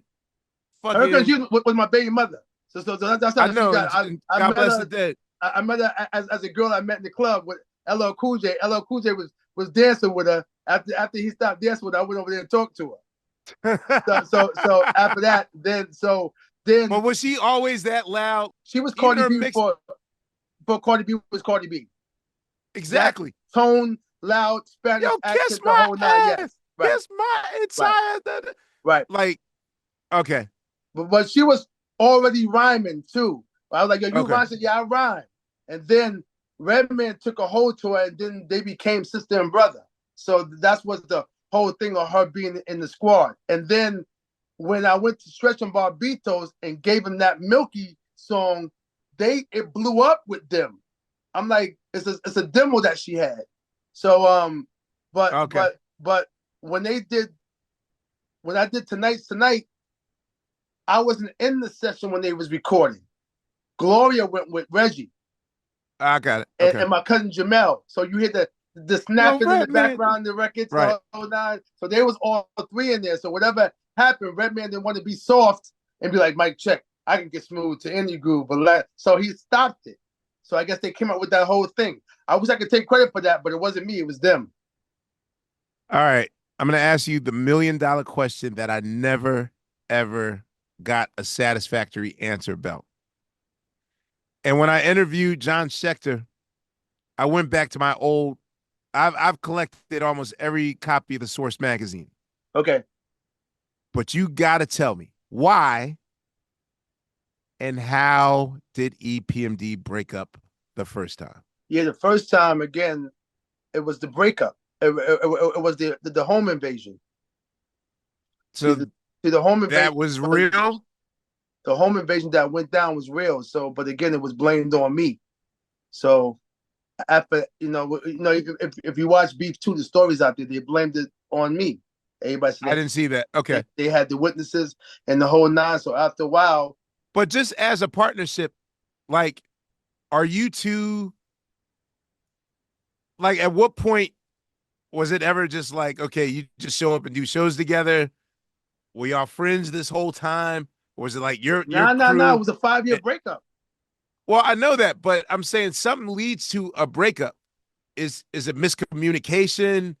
Is it like that was the breakup? So if he said I robbed him, so that's a breakup. I went in your house and tied niggas up in the whole night. That's a breakup. So he literally believed that you orchestrated a breakup or a break-in. Yes. And you went on record to say that was not you. Right. But it didn't matter. Everyone, when you got, it's the same with the Rakim shit. You smack me and I smack you back. Once people already saying this is what it is and you believe and they giving you all type of things, you believe that this is true. So 5 years of that that's how it happened. It was so just like that, legacy down the drain. Like they came and got me. Well, once they come and get you and you get arrested, it's over. Ain't coming back from that. And you got arrested for that? Yeah, I went to, I told you they picked me up. I'm in the dark about this. That's the thing. Like, I read a source story like back in '93 or whatever, but I don't know, man. It's just like they picked me up. They picked me up, and I went to and I fled to Atlanta. So that's how you wound up in Atlanta, right? I remember you telling me a story about like you called Dallas Austin and he gave you a look. No, I didn't call that. My boy hooked me up with Dallas and brought me to Dark Studios, and I met Dallas, and Dallas was like, "Yo, you can have Studio B." I didn't know who he was. My boy Greg knew him. Okay, so why did you choose Atlanta? Because I went there before. I liked it. Okay. So and my grandmother was there, my aunts were there, so I had family there too. But for you to leave New York, like, was that a heartbreak or, I had to leave. It's either that or go to jail. So I was so you were on the run. Right. I fled. I didn't realize. I thought you just like, hey man, I gotta get out of New York. Shit, I did not know that, yo. Yeah, that's why you got to watch it. And the guy was like, yo, at the end of the day, they really believed it. So I told my mother, I said, Ma, I should go to Georgia. I don't want to just sit around here and just wait. So I left. Something that you're not supposed to do, I did anyway. And so you're making no pressure while everyone's looking for you? No, I made that when I got there, like later on. Like when Russell called me and said, no, first I got a call from Puffy to make a record for Who's the Man. That's when I made Hit Switches, my first single. Right. After Russell heard that, Russell was like, yo, you want to make an album? Hit Switches. I forgot that with that intro. the beatbox. Ooh. Right. So then when Russell came, Russell said, "You want to make an album?" I said, "Yeah, sure," because he knew that the group wasn't getting back together. So I made the album. Um, that because I spent New Year's in the studio by myself at dark. So I was just happy just to be there, though, just to be there without having that pressure on me. So then I started making the album afterwards of no Damn. pressure. Got it. Got it. Got it. So, I mean, at the time when you're making this, like, what's your thoughts about what a solo Erick Sermon album sounds like? Oh, I wasn't even worried about that. I ain't gonna lie to you. I knew what I was. I knew that I knew how to make. I was making the beats. I knew that Redman had success. I knew that Keith Murray was coming. Like I knew like I had things, so I wasn't really worried about what the people were going to say because again, we wasn't worried about selling records or seeing who was the top person or who was out or what was coming. Even though the Chronic had came, everything was out there came. I was so comfortable and so relaxed. I really didn't care. I just was making it because Russell asked me to make an album, so I did it. I wasn't worried about people asking me what it's going to sound like or not or mad because EPMD broke up. I was just doing what I thought. As long as it was hip hop, I was okay. And once Hit and Switches came out, and I went home, and DJ Twin was like, "Erick, you are on fire out here." And I was like, "For real?" He's like, "Yo, Hit Switches is on fire." So that was it. That's all I needed. Even though I like Stay Real, my joint was Erick Sermon. That whole bit, I want to know if you, I Oh, want to know if you, yeah, that to me, that song, like, yeah. that's the You know song. what? You know what's the bugged out too? I was those songs I had that first when Redman told me to turn, and I made Hit and Switches. I had those songs before that. But I thought that was more Erick Sermon because the hey Erick, I was doing all. So I was trying to make sure that I kept it. And All Stay Real was a new crossover. It's the same subject, So I was trying to keep it into play to where even though Hit and Switches was so hard, even though I wasn't a West Coast person, I was doing the Hit and Switches as the off and on is on. Right. But not knowing that the West Coast took it for them doing this. So I'm like, okay, well, I killed two birds at once because now they're thinking I'm hitting switches, but I'm really talking about off and on. It's on. Right. I see. So, but they thought you were talking about, Yeah, yo, did I hear correct? Did you open up a car business in Atlanta? yeah. The rim shop. The rim shop was the biggest thing happening at the time. And that's how everybody got there. See, that rim shop was so huge that once it came out of the Stay Real video and people saw it, so don't forget I was doing Shaquille in the shop. I was doing Jalen Rose in the shop, Chris Webber. So then Dave Justice would be in the shop, Tupac would be in the shop. Don't forget, and back in the back of the shop was 112 Jagged Edge, Goody Mob, Outkast, Usher Raymond, David Banner. These people was not even famous yet. My place is where everybody came to chill at. And if I So, was a person that wasn't happy and wasn't secure, I could have had half of them artists signed to me. man. All right. So when we first went to Atlanta, our street rep, the guy that takes you to the college stations and takes you to the Right. radio or whatever, um, takes you to the record stores. There was a record store that used to be a gas station. I forget the name of it. They shut down. There was like a big record shop there. Okay.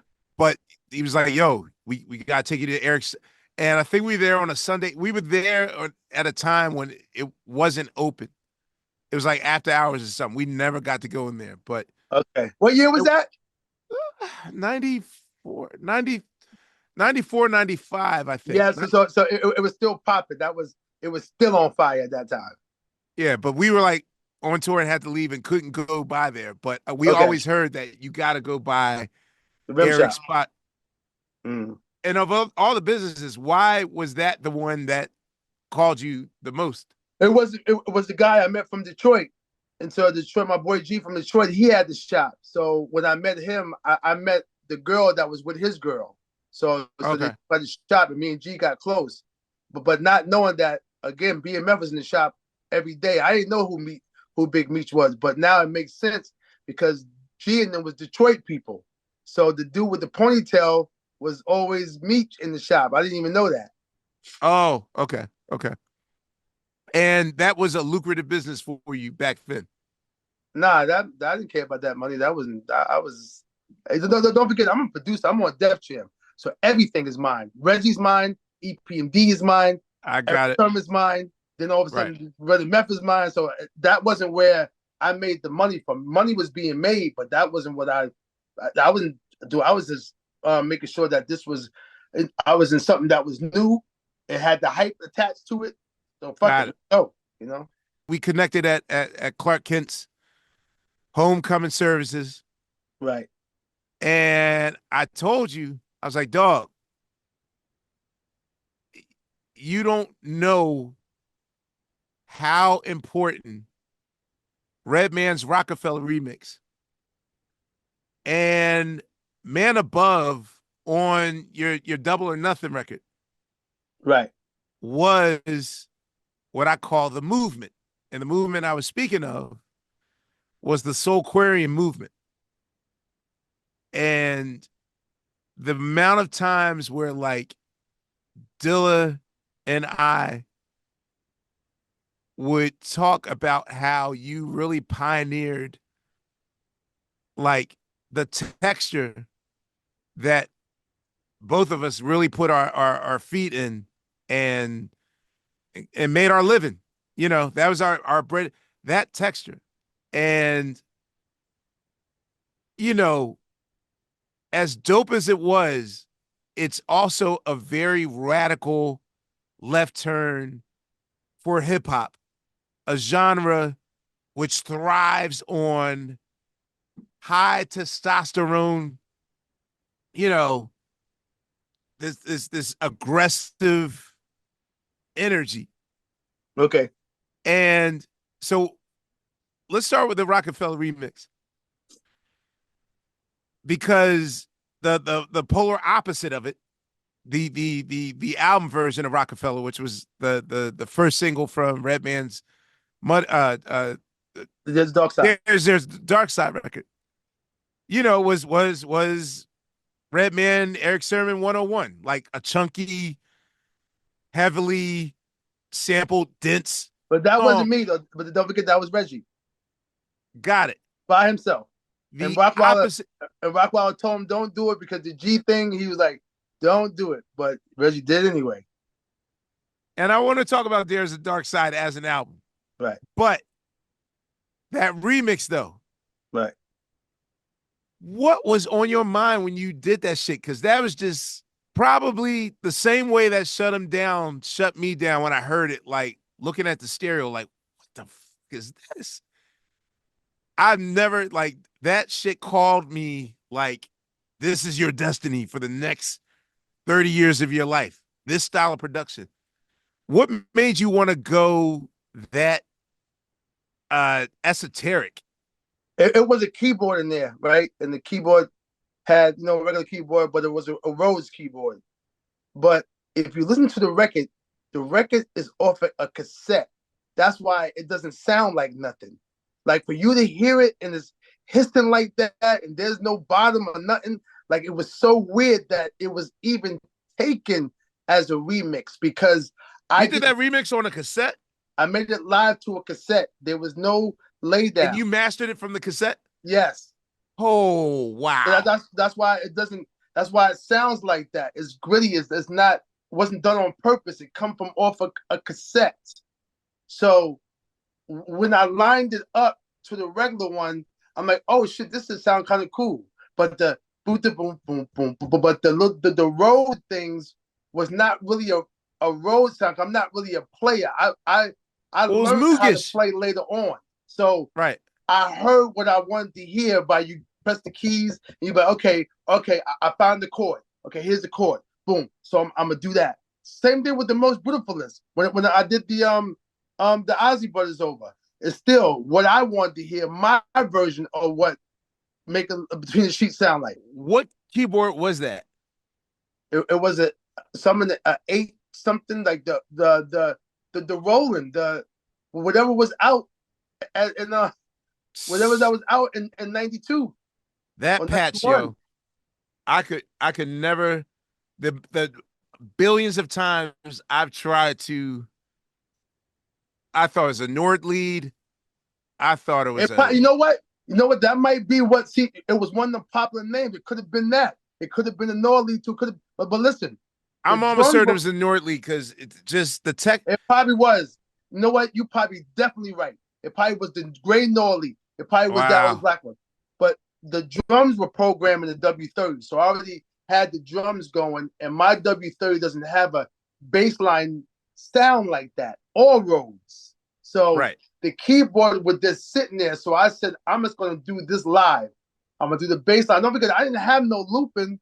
All the stuff you hearing, except the drums, is played live all the way through the whatever 4 minutes I played at the time. It's boom, boom, So boom, you boom, just played boom. the keyboard, all the chords, and the.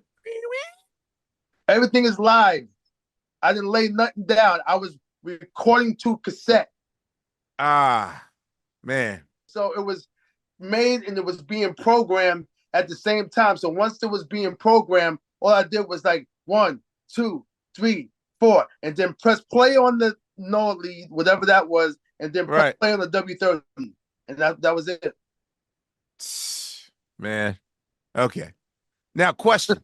Uh, Was Rockefeller a diss record to Shaquille O'Neal? nah, the Rockefeller was a guy that Reggie knew that he died, and he dedicated that song to him. I don't know about the rhymes. I know the guy was a rapper. How much hand versus what the album and There's a Dark Side? How much production did you have in the hand of Redman's first record versus There's a Dark Side? Yeah, mostly all of it, except Hollywood the Blunt was Pete Rock. The second one I didn't do it. Second one I did, you know, mine's Rockefeller remix. I can't wait. Exactly. In your opinion, Right. what do you think of There's a Dark Side as far as Reggie's whole canon is concerned? People on the underground love that album. They chose There's a Dark Side. Underground hardcore people, they chose that record. Now, There's a Dark Side. The stuff on there I love, which is the intro, which is one of my favorites. But again, that's why Muddy Waters was so effective. Because people did not like There's a Dark Side. As far as it's not that I didn't like it, but right. there was something missing, and now I feel like what was missing was your input. Yeah, I didn't do it. No, I didn't do it. No. Did you not want to do that record, or he's just like, I want to do it on my own? I want to do it because Reggie had got the MPC, and then he met Rockwaller too. So he figured that he had this sound, and he was nice at what he did on whatever what he was making. Because again, it ain't like I didn't think that There's a Dark Side was dope. I just don't think, to me, that's my favorite album, but to other people it is. I know that what the album and when it did come out, Muddy Waters hit so hard because people was waiting for it. I was going to say the only, and this is weird to say, okay, I was lukewarm. That's as diplomatic as I'll say. I was lukewarm on There's a Dark Side. Like, I didn't think it held up to what the album. However, when Muddy Waters came out, I was so shocked that it was like beyond. I know. Yep. Oh Yep. shit. And Yep. the funny thing was, all right. So when I got Muddy Waters, and when I first heard the intro, Right. Yeah. I was like, Word up, man. Yeah. Mm-hmm. but between the intro and is he for real? Right. I gotta admit, man, I was so happy that we got sampled. Because the thing is that, by that point, the Roots had made 3 records. Right. And, everybody was like, we all band, so y'all gonna put out records and motherfuckers gonna sample y'all. And, was like leaving drums here and there and that stuff. Like, okay, let me let this part bear because people are going to take that. And nobody was taken to us. And, by a third time around, I was like, yo, we might be Rudolph the Red-Nosed Reindeer of hip hop. Like, I don't know if motherfuckers are fucking with us like that because no one's grabbing these drums. No one's grabbing the loops or whatever.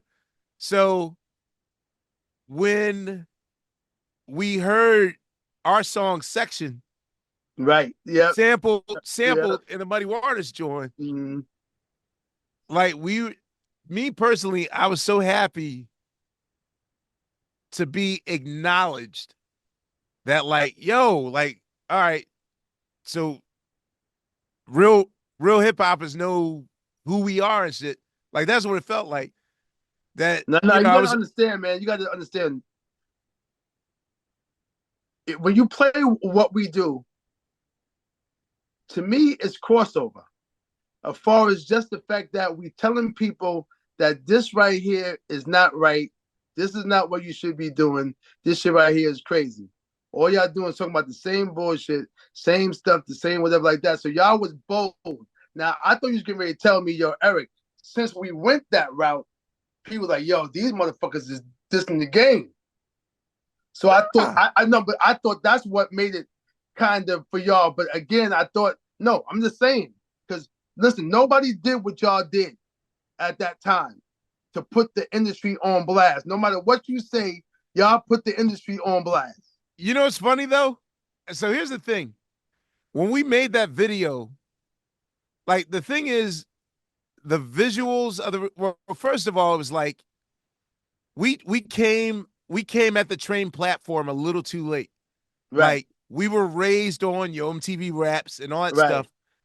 So had like the Yo MTV Raps stratosphere lasted another like 5 years, like really like it ended in like 96, 97. Right. But the effect where something new could come on MTV and instantly get picked up, we didn't have that tailwind that a lot of groups had between 88 and 96 at the height of Yo MTV Raps. Right. And so it was hard for us to get on BT. I mean, we do Rap City or whatever, but like we moved to Europe. And so the thing is that our approach to videos, by that point, it was such a kind of a shrug. Man, motherfuckers ain't going to catch this anyway. So, okay, whatever. So it was almost like we told. All right, and I explained this before on the show. Do you remember in Boomerang when Eddie Murphy was so depressed about Jacqueline? He told Jeffrey Holder to make whatever he wants to on that Strong J thing. Like he didn't approve it. He just like, yeah, go ahead, do whatever you want. I don't give a fuck. And he came back with all that shit. So kind of, and I know it seems like a cop out. Like, oh, word, y'all just gonna tell us someone held a gun to your head and said make this video. Like really, it was more like we showed up. All right, show us where we stand. All right, roll it, cut, be out. But what they do was not and that's the thing. People come up all the time like, yo, man, I'm glad y'all took a stand, and da-da-da-da-da. And, I'll just be like, sure, yeah. And it wasn't about that. Wow, you had me fooled. To tell you the truth, bro, the director did a similar video that was more humorous for a rock group, and the rock group rejected it. And we went in the reject pile of Geffen Records like, yo, what about this video? He's like, yeah, I can do that for you. Now, I'm certain for him, it was a chance to sort of take a dig at the industry. But it wasn't until, and even then, seeing the final thing, because we were in Europe so much, and it's not like they can email you or look on your Dropbox. It's not like now where I can send somebody a clip and get you to approve it. It was just basically like, all right, we shot a video and all right, the video's ready. And we thought we were trying to be funny in a fish out of water way. And it turned out that we were being like instigators, and suddenly we got beef on our hands because Biggie thought we were even that whole Oh yeah, even the right, one more chance shit. right, Like I didn't know that was the one more chance shit. So right, yeah, it was yes, I do believe in integrity in your artistry, but we weren't really on the soapbox preaching the way that I think people thought we were. right. We were just lazy and didn't know what the video was about. It was just like, why make a video? Ain't like I'm going to play us anyway. All right, we done, and we left. So Okay, I got you. that's kind of where we went with it. But no, but in the terms of muddy waters, like one of the funniest stories I have, an embarrassment. So when we got the credit, for the sample for section on the Is He Real joint, Is He For Real in the intro, um, that was the first time I ever got a gold record. And so Wow. girls used to come out of the crib and like, you worked on that Redman record? I'd be like, well, yeah, he kind of sampled this. Mhm. Yeah, hey, what it is what it is. Yeah. All right. So I'm glad. So that that, yo, dog, for me, that Jesus Christ, those two songs along, like the way that Dilla would talk about Why you said man above? Man Above had the same texture. Right. The same sort of bounce. I assume that was made on the same instrument or the same keyboard. That was made in a different place. Because that's why it's more cleaner. But But Man Above, production right, wise, same right, shit. right. It was crazy. I was doing a Mary J. Blige remix. That's why from the said for the man Okay, uh, okay, okay. so on the My Life the song My Life, I was gonna do a My Life remix. So that's how I had those acapellas. Well, because there was no acapellas back then. I was getting ready to do the My Life remix. That's the music that it was going to be for. I don't know. I just know that I never end up doing the remix, but I had them vocals, so I used them. Of all your productions outside of yourself, EPMD, what do you feel are your top three? All right, your top five all time Erick Sermon productions outside of yourself and your group. I know the best beat is going to be so what you're saying though, but I'm gonna get off of that. Um, I'm gonna say, of course, How High.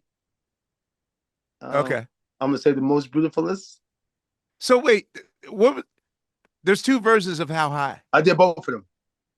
right? But why was the other version, the non Silver Connection version, pushed more? Like I didn't even get the version that we now know as How High until like maybe a month later. Like all we heard was the Yeah, because album it came version. out first on the Russell Simmons The Show documentary. That was on the show first. And then Got it. when I heard they wanted to shoot a video, I called Leo and was like, "Oh, wait a second. They're gonna shoot a video? Let me change the beat up." Because they was just rhyming. You know how many bars they was just rhyming and the shit was just it wasn't if I'm gonna have Red and Meth on the record, I want to make sure that I gave them an opportunity. I wasn't about radio, it was just making a better record to me. You know what I mean? So I made a better record. Speaking of which, you got to talk about Buy You Some, yo. We're too short. I didn't have no idea that I was gonna come home to New York and it was gonna be just as big as Atlanta. I brought Too Short to the Apollo with me that night, and he almost was crying. Like Eric, I'm like, Short, they gonna love you out here, man. You a platinum selling artist, and he didn't believe it until he hit that stage, and it was pandemonium. Again, me and Short Who's made that. playing guitar on that? Like that's a Uh, guitar in um, Jim's. a guy named started Jay, but one or two Short's boys from the dangerous clique. Um, Okay. He played it. Yeah. Mm-hmm. Very unorthodox. That's basically live, correct? Yeah, it's live. Yeah, all of the drums, the whole nine, the bass, the whole nine. His name is Shorty B. Shorty B did it, and Got it. again, me and Short was just in Atlanta as guests. Short had a lab. The East Coast, West Coast beef was at the height of his career, at the height of the time, and we thought that we can do something just to ease up the talk. You know, to one guy from the West, one guy from the East, and that came into play. I did that thing that night, one take, and that's it. And I was like, yo, next thing you know, Greg Street had it, and it was over. I was jealous, man. It lasted in Atlanta for like at least talking about 7 years, 6 years, 7 years straight of it being constantly played every single day. My boy used to rip me. He's like, yo, man, how are you going to let Erick Sermon come in with a broken, junky sounding drum set and a half I tune know, yeah, I guitar know, right? and Yeah. outdo the Roots?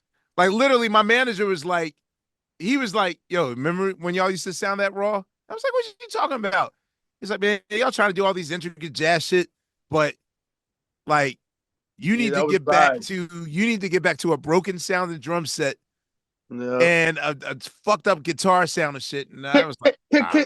That's it. Yeah, I couldn't. But believe me, I'm just as shocked as you, man. I was just doing the beat because it was me and Short, so I just did a rhyme, man. I'm not thinking this record's going to do something. And then I get home and Funk Master Flex got it, and it's just as big in New York as it is. And you saying you had it in Philly?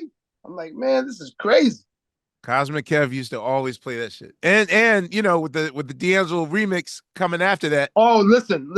David Segerson said, Erick, Dreamy Eyes is not doing well. So what do you mean? He said, yo, it's not moving the way we thought it was supposed to be moving. Right. It was a thing called R&R back then, Right. on whatever. So he said, can you remix it for me? So automatically it was no, yo, when I tell you Quest, it wasn't even no thought process. I knew what I was using. You know, I didn't know that was going to take off neither. But I go grab my partner. Yo, Reggie, I need you real quick. You see, I grab Reggie for everything. Yo, Reggie, yo, Right. whatever. So after that, it was like, you know, and don't forget the music that was in the original record, the bam, bam, bam, and so I had that sample to go on. So I had some of the stuff, the ingredients from the original Dreamy Eyes to put into my version, not knowing that D'Angelo was gonna be like, yo, nigga, god damn, nigga, like. I mean, he was like, you know, yo, E, thank you. Whatever you need, I got you. So I told him, I mentioned to him like a year ago, like, yo, man, when you come back, we not once thought about. I was like, yo, how come we never thought about redoing that live, yo? And he was just like, I forgot about that one's for the record books. But wait, what are the other four? Okay, 4-3-2-1, and that's outside because I would say headbanger too because when I sampled the Boosie Collins, you know, again that was good. Yes, yeah, you know, because I sampled Boosie also in Most Beautiful is too, but I made a headbanger for Ice Cube. I couldn't get it to him, so doing the last two records on Business Never Personal was Crossover and Headbanger. Because Russell said, if y'all drop that album the way it is, y'all gonna fail. So I went back and made Crossover and Headbanger last. Did you trust Russell's ears? On that one, I trust more Leo, but Russell, for some reason, kind of knew. And I gotta give him praises because I heard that before. I heard that that's not something that Russell will do. Like tell you what a record, and then you would go with what he said. But believe me, he was adamant about if you and Paris drop that album the way it is now, y'all gonna be in trouble. All right, let me ask you about Crossover. Now, and you know, once Bad Boy comes into play, all rules, early Bad Boy, all rules out the window. I was under the impression that if you sample something, it has to be at least 20 years old 30 years old. Like it has to Right, be vintage, a whole generation before it can be sampled. right. However, like my shock, so I used to work in a record shop. So I was very much familiar with Roger Troutman's Girl You Should Be Mine, Of course. which was like his New Jack Swingy attempt, which weird enough, also like him sampling Bootsy Collins's uh Rubber Band, Rubberfan. You know, like Uh-huh. it's a contemporary song Right. with samples in it, and yet you sampled it. Like in my mind, back look, after I met Dilla, he told me all bets are off. Like anything could be sampled. It could be Yeah. made yesterday, Yes. and I'll flip it. Yes. But back in the early 90s, I It was thought a record had to be old. it did. It did. It did. So you basically sampled in crossover a somewhat newish Roger Troutman song that It was new. It was in the wasn't record even 2 store. years old yet. Yeah. So It was in the record store. It wasn't old. what made you like in your mind, the body wasn't warm yet. Like what I'm a made you want to fan. sample that? I'm a fan. I've been sampling Roger my whole life. So after I get picked up from Ron Guidry from Sony, whatever, he has the Cypress Hills album on him. So from the airport, we playing Cypress Hills. That's how I caught Cube, and Cube knew about them, and how Cube got in the video. Cube know about Cypress through me. So he came to the Apollo to shoot how I could just kill a man because yeah, but after he heard, don't forget, I brought the cassette tape to a Cube video in Cali, and he's like, right, okay. "Holy shit!" So when I got home, Cube was in New York shooting the video. But anyway, Like for him to sample "You Got to Chill" for EPMD, that to me is a vintage song that we all know, and if it's vintage, that means it's been in the oven long enough to be sampled. However, with crossover, that song was like not even 2 years old yet. And, like, I was like, wow. Or when I heard it, I was like, yo, are we allowed to sample something that's brand new that isn't even vintage yet before it's ready to be sampled? And for you, there wasn't a difference. well, to me, I thought it was new because I never saw it yet. So to me, I think it probably was even a year old. But I saw him on the thing with the globe. All I saw. So on the cover. So Right.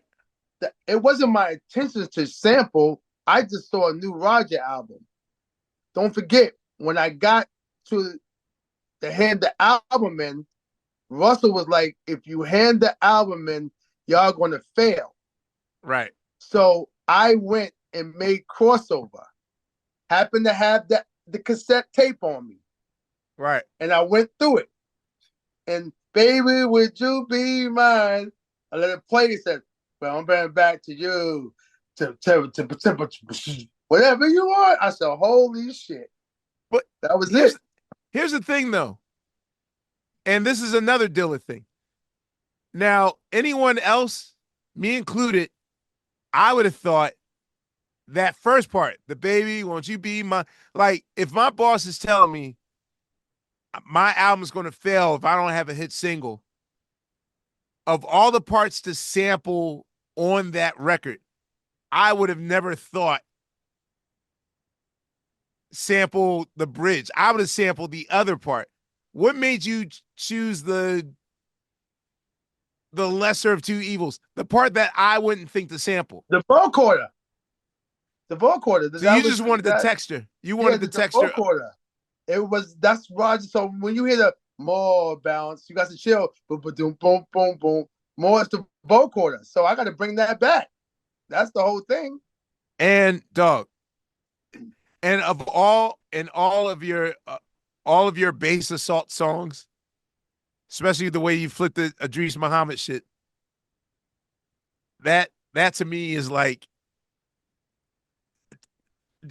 whatever you cooked up, like for the verse, that is prime Erick Sermon like perfection to me, man. That's Okay. just that's my shit.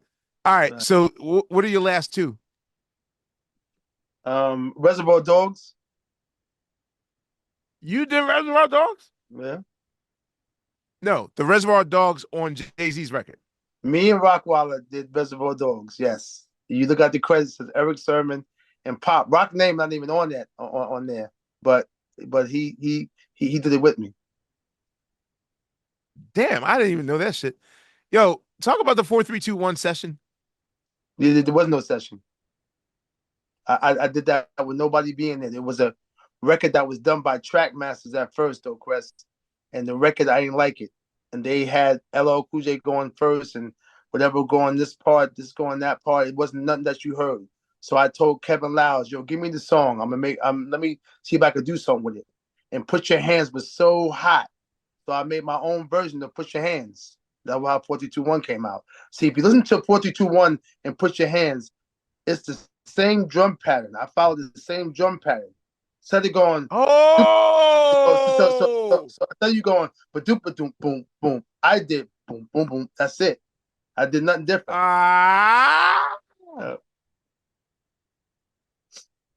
I didn't realize that till right the fuck now. Mm-hmm. Damn. So by the time you got it, they had all did their verses already? Did their verses. And the only one that we added on was Cannabis and then the Master P. But the verses were done. So, of course, I got to put Red and Meth together. They didn't have Red and Meth together. I put Red and Meth together. Then I'm like, yo, the new kid, DMX, I got to make sure that it comes in so far with Stay Out the Dark. So when he comes, I got to make sure that this is highlighted because I know he's the next of the next. So, and then LL Cool J, you see how I was putting in the LL Cool J or stopping? Because LL's verse didn't go like that. He was rhyming so fast through the whole verse, I was breaking it up for it to make sense to me. And that's why I was ad-libbing. And Cannabis got mad, said, yo, man, I thought I was squad. You know, you ad-lib on everybody, only verse you ad-libbed on was LL Cool J's verse. I said I was ad-libbing to fill the holes in. I got it. So did you realize like what was brewing underneath as far as like what was happening between L and Cannabis at the time? Nah, I didn't realize. I thought that Cannabis would never diss him. But LL Cool J is like that. LL explained like on this podcast that okay, I might have taken it too far and I took think offense. that LL Cool J got us on Rampage too. You think he's shot? You think he's busting shots at Females you? rappers too. I don't give a fuck, boo. He got fucking Foxy on I Shot Ya. Like it don't matter, B. LL Cool J is a battle rapper at heart, so it Even don't on matter. his own posse cut that's benefiting him. Yes. You and your squad, but to face the real guard, the Undertaker. That's in Rampage. It's only one squad, and that's the Hit Squad. There's no other person calling themselves squads but that. And again, if you look at Paris, when he says, I know they on my dick, L, but that's okay. See, somebody would take it like Paris is telling LL Cool J that. See what I'm saying? You got to watch what the people do. I know you don't look at it like that, but they do. Damn, man, you're gonna make me go back and listen to your entire canon to see subliminal digs. I mean, I'm thinking that if someone's on your record, that y'all's family and y'all squad. I know it don't go like that. I just told you with the Foxy Brown with Who Shot You, nigga. Like, yo, like he might not say it again, but two, you're saying that I'm not mad at him. He's the ultimate battle rapper. Wow. That's why he came back and probably detracted the Cannabis. Cannabis loved that. Why would he diss LL Cool J? He wouldn't do that. Got it, man. At the time when Keith Murray came to you, did he have an actual MC name? Because I love the fact that his name was Keepy Keith. But what made him use his government name instead of his MC name? Me. I mean, I thought it was smart. I thought it was ironic. I'm like, wait a minute. He said, Eric, I'm gonna use my name like you use your name. I'm calling myself Keith Murray. Sound like an R&B artist. Exactly. Yep. What was the decision behind with the Insomnia Project and the Eric Onassis albums? Oh my God! Why you putting those on, man? Hey man, I I'm wish I like can. I wish I could go Nardwar. back. You're Erick Sermon. I have to ask this. I know, but I wish I can go back. Though I wish I can. Not with Funkorama, because I love that Q-Tip showed up and met them in the video was so dope like that. But I just think that I was on Interscope and Jimmy Iovine was playing the record for Dre back and forth, and Dre was like, "Yo, not yet, it's not ready yet, it's not ready yet, not yet ready yet." So when the product that you heard, Dre okayed it, but when I go back, I'd be like, man, I could have made it more like the Chronic, where it had me. I could have made it more like my production, as far as like what I really wanted to make for it, and not make records for the groups that I had. I could have did the Chronic and then had those rappers on the type Chronic type of mode, and that's all I felt about that. Funkorama was where I was supposed to go the whole album. Got it. Yo, did you do any production on Jamal's record at all? I did Situation and I did Keep It Real. Jamal's album. You didn't do Fade Jamal, did you? No, Fade Jamal was on my Rockwilder. The Jamal's album is one of the most underrated for him having Diamond D. Say it. Erick Sermon. Say it. Rockwilder. Say Redman. it. Mike Dean. I mean, it was put together, man. Jesus Christ, it was put together. A lot of slept on classics. Philadelphia's been done. Marley G, yo, why do you think he was on Buster? He was on Junior Mafia, like, but Reggie, he was a problem. He should have been way bigger. Should have been way bigger. Way bigger. Way bigger. Music just came out of nowhere. No one saw music coming. Right, no one. You know, Cats was ready to count you out. And I don't mean like personally count you out. Yeah, I know. But yeah. It's just like, you don't expect someone that was first hitting like 13 years ago to be right. even a bigger factor. I know. It was crazy. It was, again, man, I still, again, Bernard gave me all that life again for him stealing that record from my basement and trusting that the world had to hear it, because I didn't make it for the world. I made it because Midnight Love was my favorite albums, and I was just saying that if I had Marvin Gaye, here's what I would make on him. That's what I was doing. I was saying that I would make something like this with him. So you say music was not supposed to come out? No, it was stolen from my basement. It was not supposed to come out. How are people stealing shit from your basement and bringing it on the radio? No. It was Bernard. It was my best friend. It's the fact that I played it for him and he took it. And like, I didn't know that he took it. And when I got to the W Hotel, it was a Clear Channel music seminar, and Steve was like, "Yo," he played it for him. And when they all came back, and they, "Yo, Eric, your new song with Marvin Gaye is fantastic." So he stole it. How hard was it to clear or at least to get blessings from the estate? I paid $200,000. I paid $150 to the estate and $50,000 to the lawyer. Well, worth it. I knew that the timer told her Clive Davis was battling on the table. So once Tommy came with his offer, we went to Clive and said, "Yo, Tommy offered X, Y, and Z." So I knew that $4 million was coming. So again, the best thing to do is to pay for it. Got it. Okay. And talk about working with Just Blaze for React. Did you see the post on Instagram? Did you see the post about React? No. Okay. Send it to me. I gotta find it, and I always wanted to know. So I don't know exactly what's happening. So the part that you guys sampled, like whatever she says, and I'm mad. Yeah, right. Whatever y'all sample is, and I don't know the language or whatever, but I know it is a very depressing song. I heard about heartbreak. It's like the opposite of it. And I get it. Like with hip hop, you can take anything and make it. But there was someone's like, like Erick Sermon just happens to choose like the most depressing song The about death. person, yeah, I know about death, suicide. I know, I heard about that. I heard about that. Yeah, That's crazy. So I yeah, heard. how did you No, hook no, up but with that Just right there Blaze? too. After music dropped, people was like, "Yo, again, to come back with another one after something like Marvin Gaye, man, like I said before." And I know Just Blaze got in trouble from Dame Dash with that. Like, yo, how you gonna give somebody such stuff without putting it past us, nigga? Jermaine Dupri had that beat. Red and Meth had that beat. Nobody knew what to do with the record. If you watch the Jay-Z documentary, when Red and Meth is in the limousine, you can hear that record in the background. They had the beat playing. But again, nobody knew what to do with it.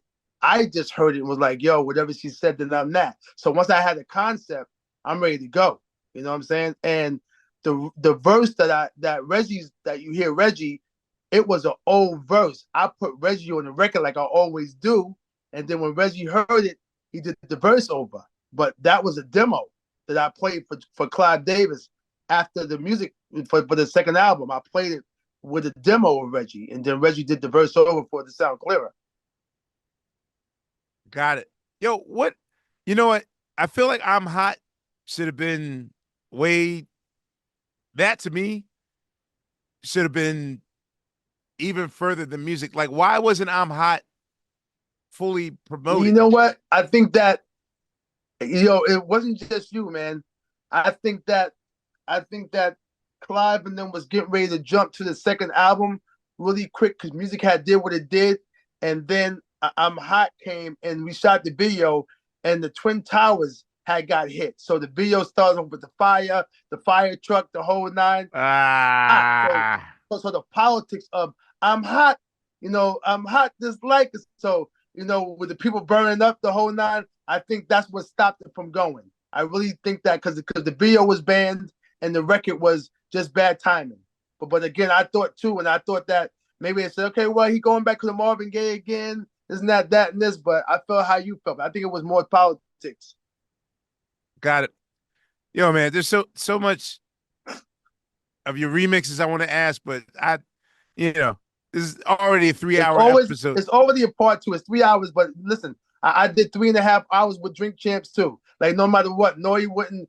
The same thing you doing. He's like, Eric, I can still keep going. I'm like, yeah, you're right. This is 37 years of me being in this game, doing what I do, and producing almost half the entire hip hop industry and a third of R&B music. I produced it, so I get it. I know you can go, you can keep going because I put it in. So I'm not going to ask you the usual, like, are you still hungry? I know you're still hungry because even the records we didn't mention, like the ESP joint, hitting the Breath of Fresh Air joint, like even then, like what keeps you going? I feel like Nas. You know how Nas just put the 4 or 5 albums out and nobody, again, like he didn't get the response that he wanted, but he didn't want that response. He just wanted to rhyme. He felt like I got this groove with Hit Boy. I'm gonna do 4 albums with him, do one, whatever, and that's where I'm at. I'm at though too. Yo, I like what I'm doing. I like this craft. I like making records. You know what I'm saying? Of course, if I was in it to where I had to make money from it and survive, I'd be doing stuff a little bit more different. But right now, like I still like, making records and being able to do certain stuff. And then being able to be like, okay, well, I watch my colleagues and I'd be like, yo, listen, Quest, you ain't gotta tell me to stop, nigga. I know when it's over. I know when the shit is dead and when our colleagues went too far and it's over for them. But you ain't gotta tell me that. I will know that. Like when I dropped Burn in 2019, I was ahead of my time. I know the fact that when it comes down to it, I'm blessed with what I know how to do, and that's make records and do music. So I choose not to do it if I choose not to, but nobody gonna stop me. And nobody gonna, no human being gonna tell me that's over for me. I tell myself it's over. Yo, hey, you tell the truth. Like that's and there's nothing to be said. That age stuff. If you can write, nigga, write a rhyme. Enough with you niggas mad because you still here. Nigga, write a rhyme. How do you exercise the muscles in the gym? Like making beats. Like how many do you make a day? Well, I don't make as many productions as I do like I used to, but I stay with the rhyme. My sister even say, "Yo, my brother's always exercising," meaning that no matter what, like I still keep the rhymes going. And she be like, "Yo, Eric, I've been around you a long time," and I tell everybody, I said, my brother keeps the exercise on that mic. Like no matter what, he always constantly writing rhymes. I make beats when I have to. Um, and I want to get back into that in 2025 where I'm making at least a couple of beats a day. I really stopped doing that. Like right now, I got a whole bunch of shit that I got called for.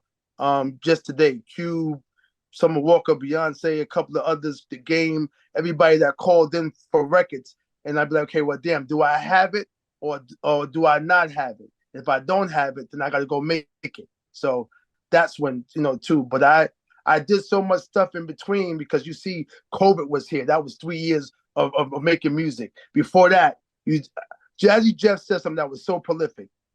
He says, "Get Don't die empty." out of your laptop because Right. it's doing shit in there." So that whole mentality now, though, too, Quest is like, I'm letting all this shit go. Even though if I have to make volumes to put out on the web for niggas just to have, it's not going to do me no good inside that laptop. You are right. Yo, man. Just with I'm trying to figure out there's anything.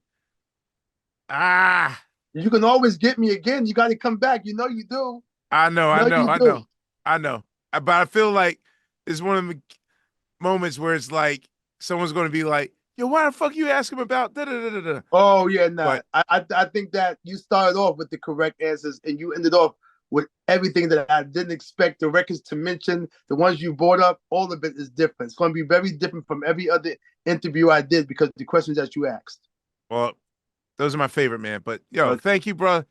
Like you're definitely one of my inspirations. Like not just like empty talk of you a legend. Like literally, man, the amount of times that I've heard your ideas and like, yo, man, I gotta try that shit out. But dog, man, you're such an inspiration to us in the movement, man. I want to thank you for that, man, and And I'm thank you for glad you told me about the Jay Dilla thing because I would never thought that again. I hear people Jay Dilla speak about other people's names.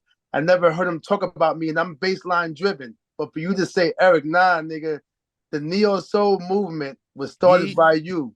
This other movement was started by you. You making these records made these sounds, and we was listening. dude.